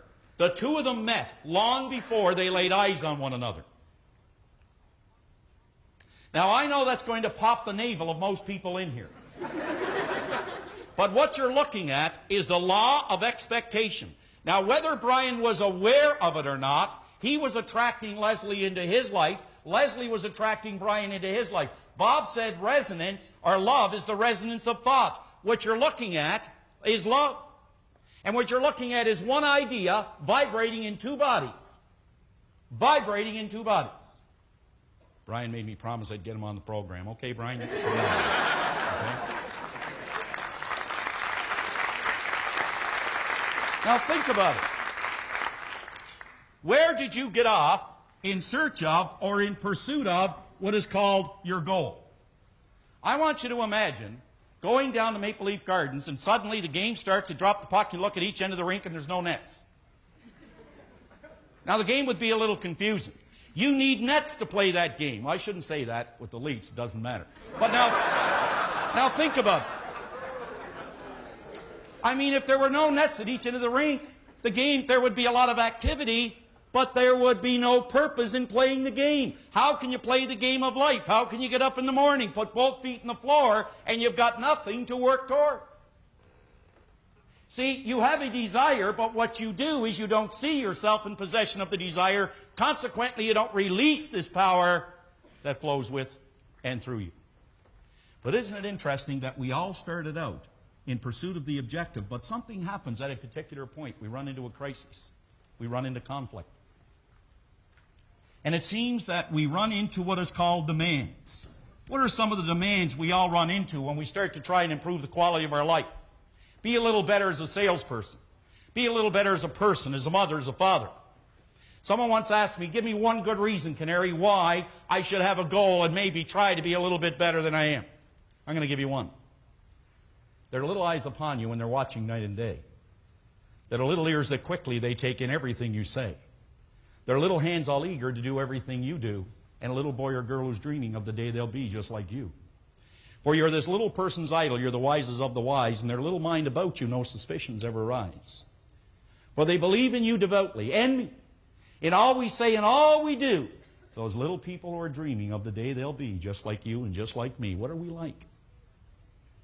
For we are setting an example every day in all that we do to those little gaffers who are dreaming of the day they'll be just like you. Just like you. And just like me. Well, you see, when you're faced with a demand, don't have enough money, debt, people phoning us, and I'd suggest that anyone who is in debt, I'd strongly urge you to read that chapter on Born Rich. It'll show you how to handle it. It'll show you how to handle it. Now think about this. Why is it when some people are faced with demands that turn into what are called risks, that some take what is called an option? Do you know, the mind is such a marvelous, marvelous piece of equipment. Although the mind is an activity, it is not a thing. It is not a thing. I want you to think about this for just a moment. When the mind is presented with a demand or a risk, the mind will offer you and me an option. Do you know the option it offers us when we're faced with a strong demand and a risk is called the escape hatch? We then start expecting the result that we don't want. We are a force of energy, and we attract everything of a like nature. Bob mentioned that this mental state of vibration, which generates this emotional state of vibration, which moves this body into action, those three states of vibration are nothing more but your thoughts, your feelings, and your actions. Think of this word, attitude. Attitude is nothing more but our thoughts, our feelings, and our actions. That's your state of vibration. That's the energy that you send out into life. And the only thing that flows in your life is based on what flows out of your life. Your thoughts, feelings, and actions release this energy and will attract everything that corresponds to that ruling state. Expectation can be either a blessing or a curse, but either way, it is certainly one of the most powerful unseen forces in your life. What do you expect? I'll tell you how to know what you expect. Take a look at the results in your life. Your results will tell you exactly what you've been expecting. What you've been expecting. Now, worry is the opposite of expectation, using the same energy, but worry sets up a magnetic force that attracts things of a like nature or events and people to cause that worried state to actually manifest in one's life. Just quickly, this is a letter from a young boy named David Hulley in Hamilton, Ontario. And the letter he writes is about coming to a program that we were doing out in Hamilton. And he gives me all kinds of pleasantries here. Dear John, this, that, and the other thing, and all the great things that happened to him. He said, when I was at your seminar, I wanted to stand up and say, I was a goal setter. I am a goal setter. But he said, I couldn't do that. He said, I allowed the demands and the risks to control what I was going to do. I allowed the demands and risks to keep me in my seat. But he said, then, he said, you spent some time with me. We sat down, we talked about it. And he said, you gave me a little better understanding of what I want versus what I expect. There's the result. I want you to take a real close look at this report card, because what's on it, if you go all the way down the page, you will see straight A's. Straight A's. Can you see it, John? He became a goal setter first. Second, he expected the goal to appear in his life. Now, I want to introduce you to Mark Dwyer. Mark, I was standing out in the hallway, and Mark came all the way down the back stairs, and Mark come up and he said, I said, can I help you with something? He said, I just wanted to come down and meet you. You see. So I want to bring up, I had a little talk with him, and I want you to give a warm welcome to Mark Dwyer. Come on up here, Mark. Come over here, Mark. Mark, stand right there. Now you see, Mark has the same goal that David Hulley has. Isn't it interesting he happened to appear and talk about something I was going to share with you? Now, Mark, which mark is your lowest mark? In what subject? A D. A D? In which subject, Mark? I think it's in science. Mark, do you like science as much as you like English? No. You see, Mark is never going to do as well in science as he's doing in English. Do you know why? He's not really excited about it. How could he possibly expect to do well in it? Now, Mark, I want you to just stand sideways with me here. And I want you to take a look at the board, like just kind of face me. Just turn around and face me. Go ahead like I'm standing. Okay, do that. Now, Mark.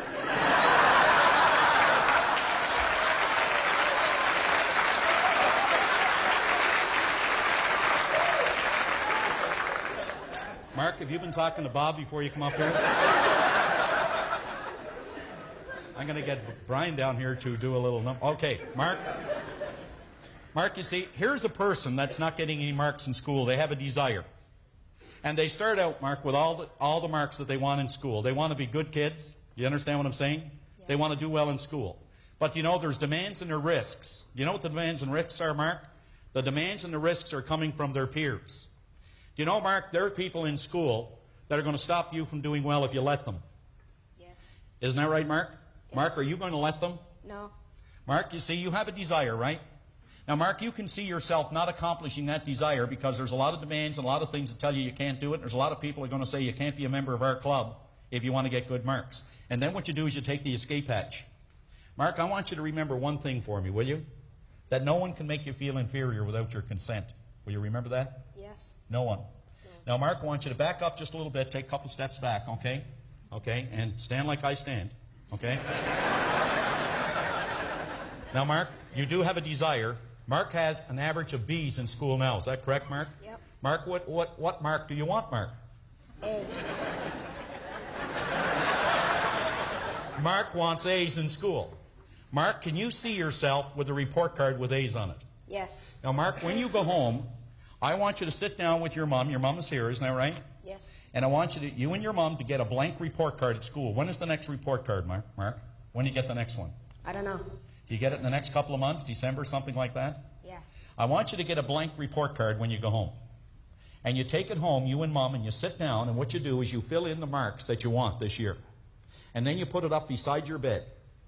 And you actually see those marks, not only in your mind, but before you go to bed every night, you see the marks that you want already on the report card long before you get the report card. Can you do that, Mark? Yes. You can do that? Yep.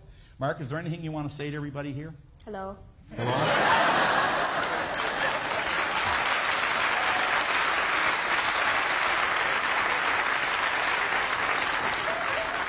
Mark, I want to thank you for being such a pro, okay? Mark, how about a little hug before you go? Okay. Thanks, Mark.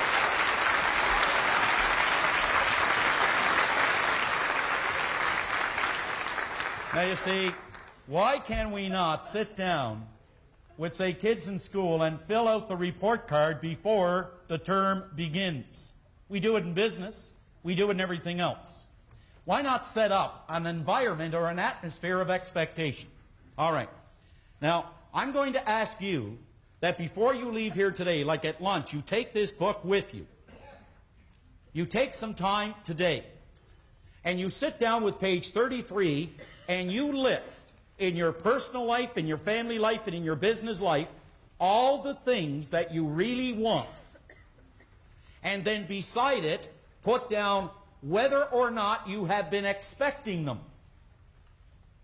Now, why haven't we been expecting them? Because we allow the demand and we allow the risk to control whether or not we're going to do it.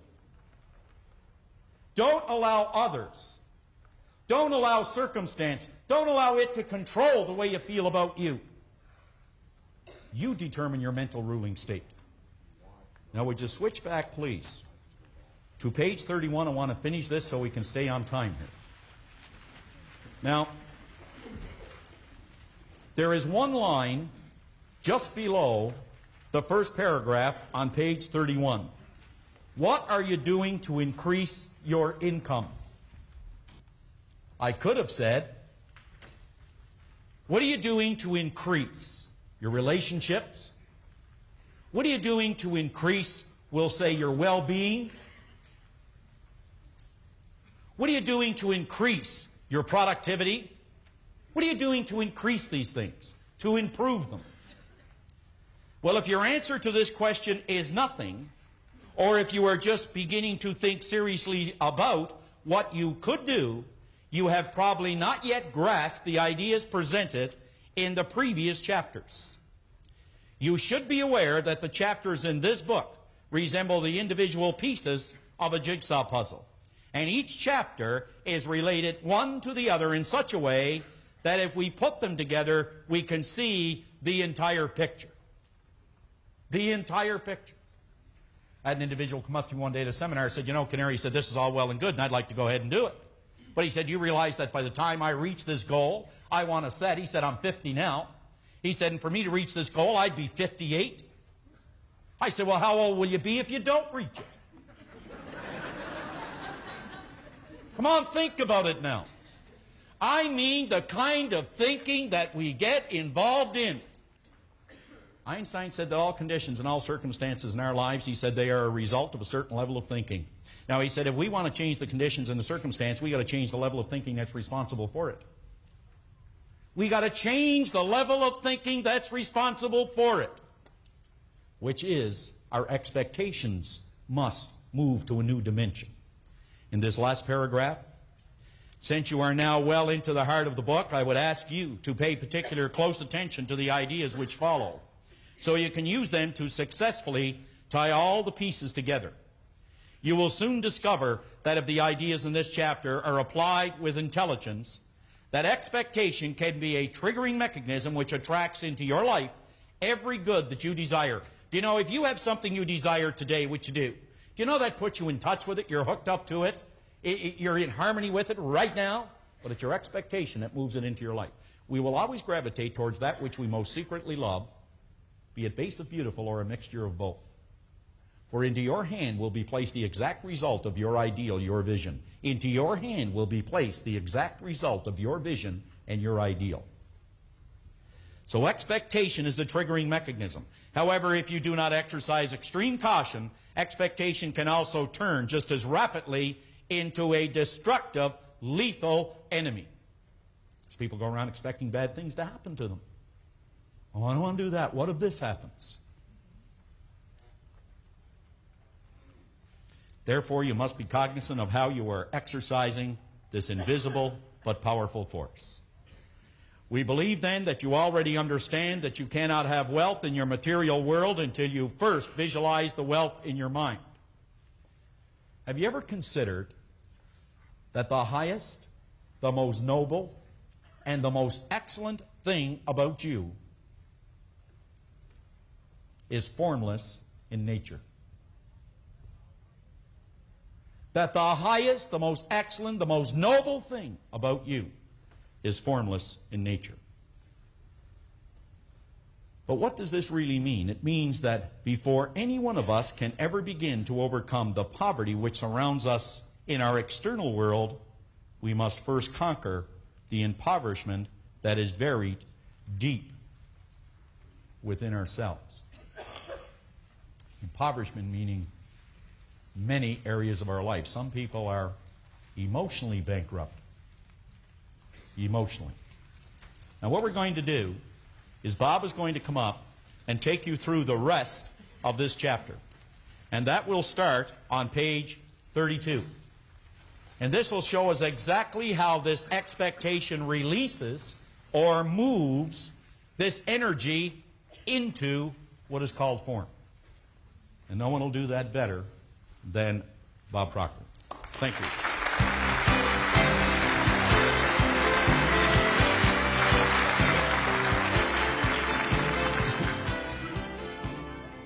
Flip over to page 32.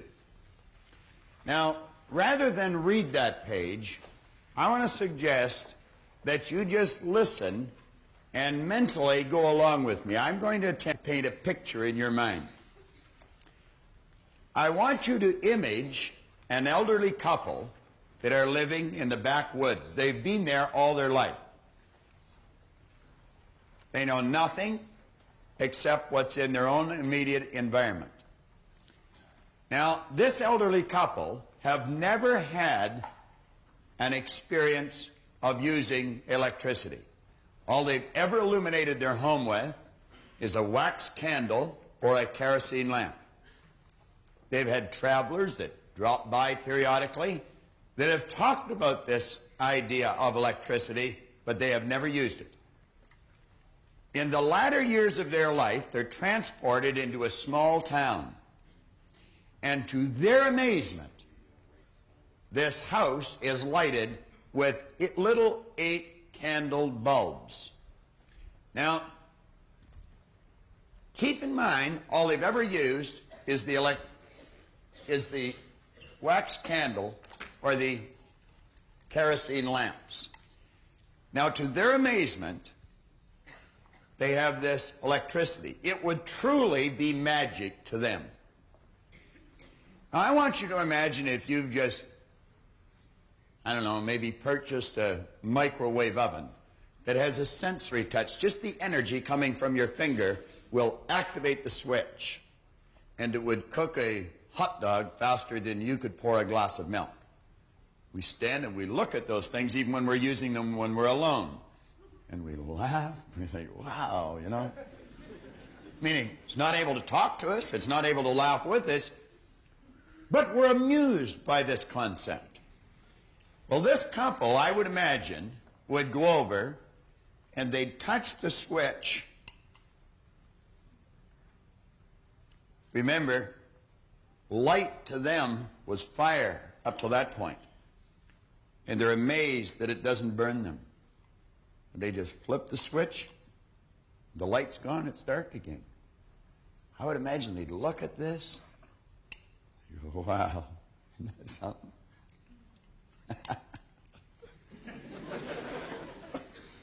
Think of it.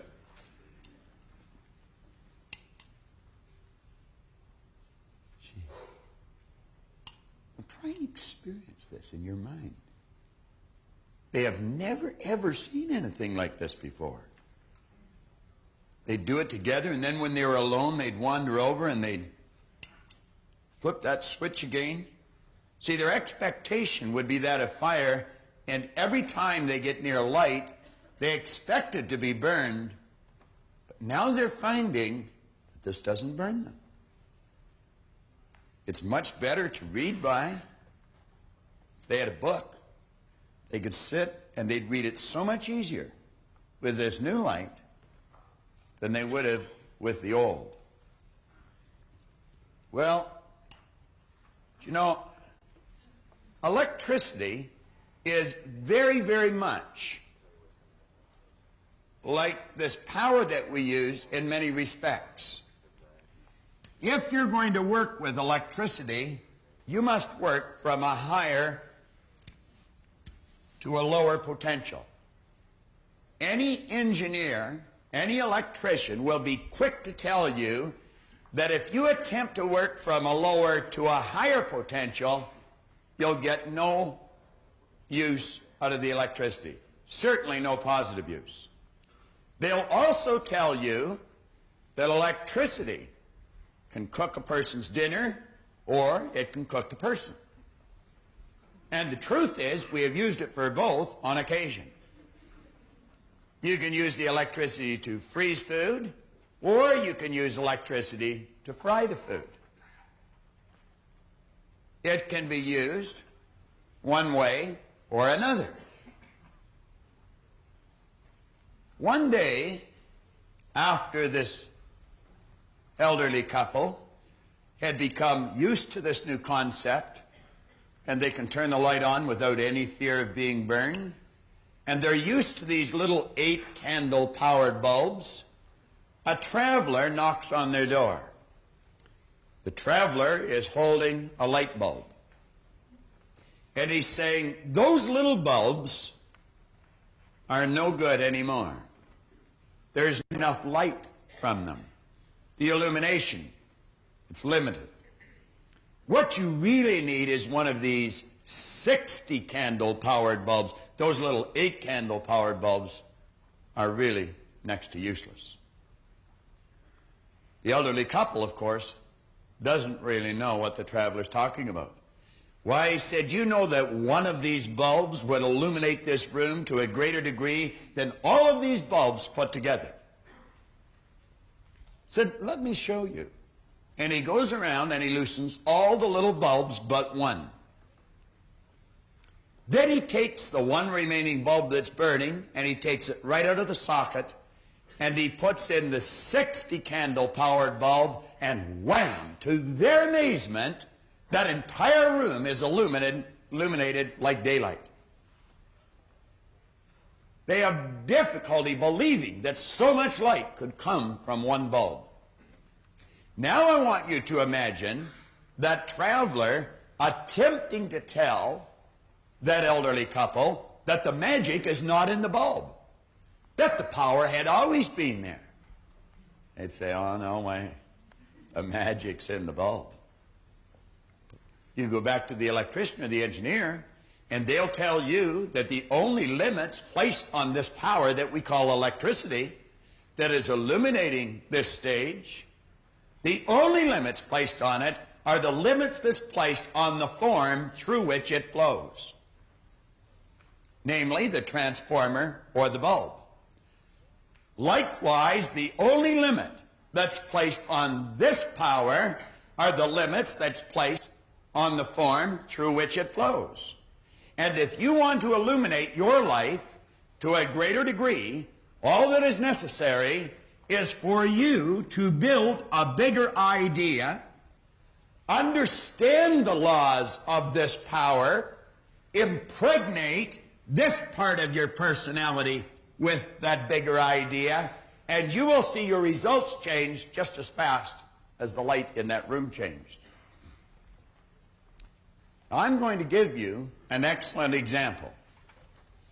At the break, I had a gentleman come over and talk to me. He's sitting right over here on my left. And he showed me something. I read you a letter yesterday, or in an earlier lesson, where Joanne White in Kansas City told me about her son going to the seminar in 1976 and the change that took place. That letter was dated February 1986. There's this gentleman sitting on the side here. Do you want to stand up for a minute, please? He came to the seminar in February 1986. What were you earning prior to that, Al? Approximately $18,000. $18,000. I'm going to relate that to the little 8-candle powered bulb. Al, approximately what are you earning today per year? Approximately $500. $500,000. He didn't even mess around with the 60-candle power bulb. He shot right up to 100. Now, I referred to my son's manager yesterday. This man has the same manager. And I was mentioning that your environment is vitally important. See, not only is Brian fortunate enough to have the same manager, he's fortunate enough to have an associate like Al. There are 20,000 agents selling real estate in Al's company. Is that correct, Al? That's within RE/MAX International. There's 20,000. Correct. How many of the 20,000, Al, now think of the way I'm asking you the question, of 20,000, how many of them sell more in a year than you do? About 13. He stands number 14 out of 20,000 salespeople. Many of these people would be in the business for a number of years. Al's been in the business since February 1986. How many in Canada sell more than you, Al? 7. Changes daily, I guess. When you handed this to me at the break, and that's when he gave it to me, what did you tell me made the difference? Just changing my attitude and following some of the things that I've picked up through your seminars. You came to a seminar shortly after you started. Exactly. And he took these ideas, and look what he's done with them. Give him another hand. Thank you, Al.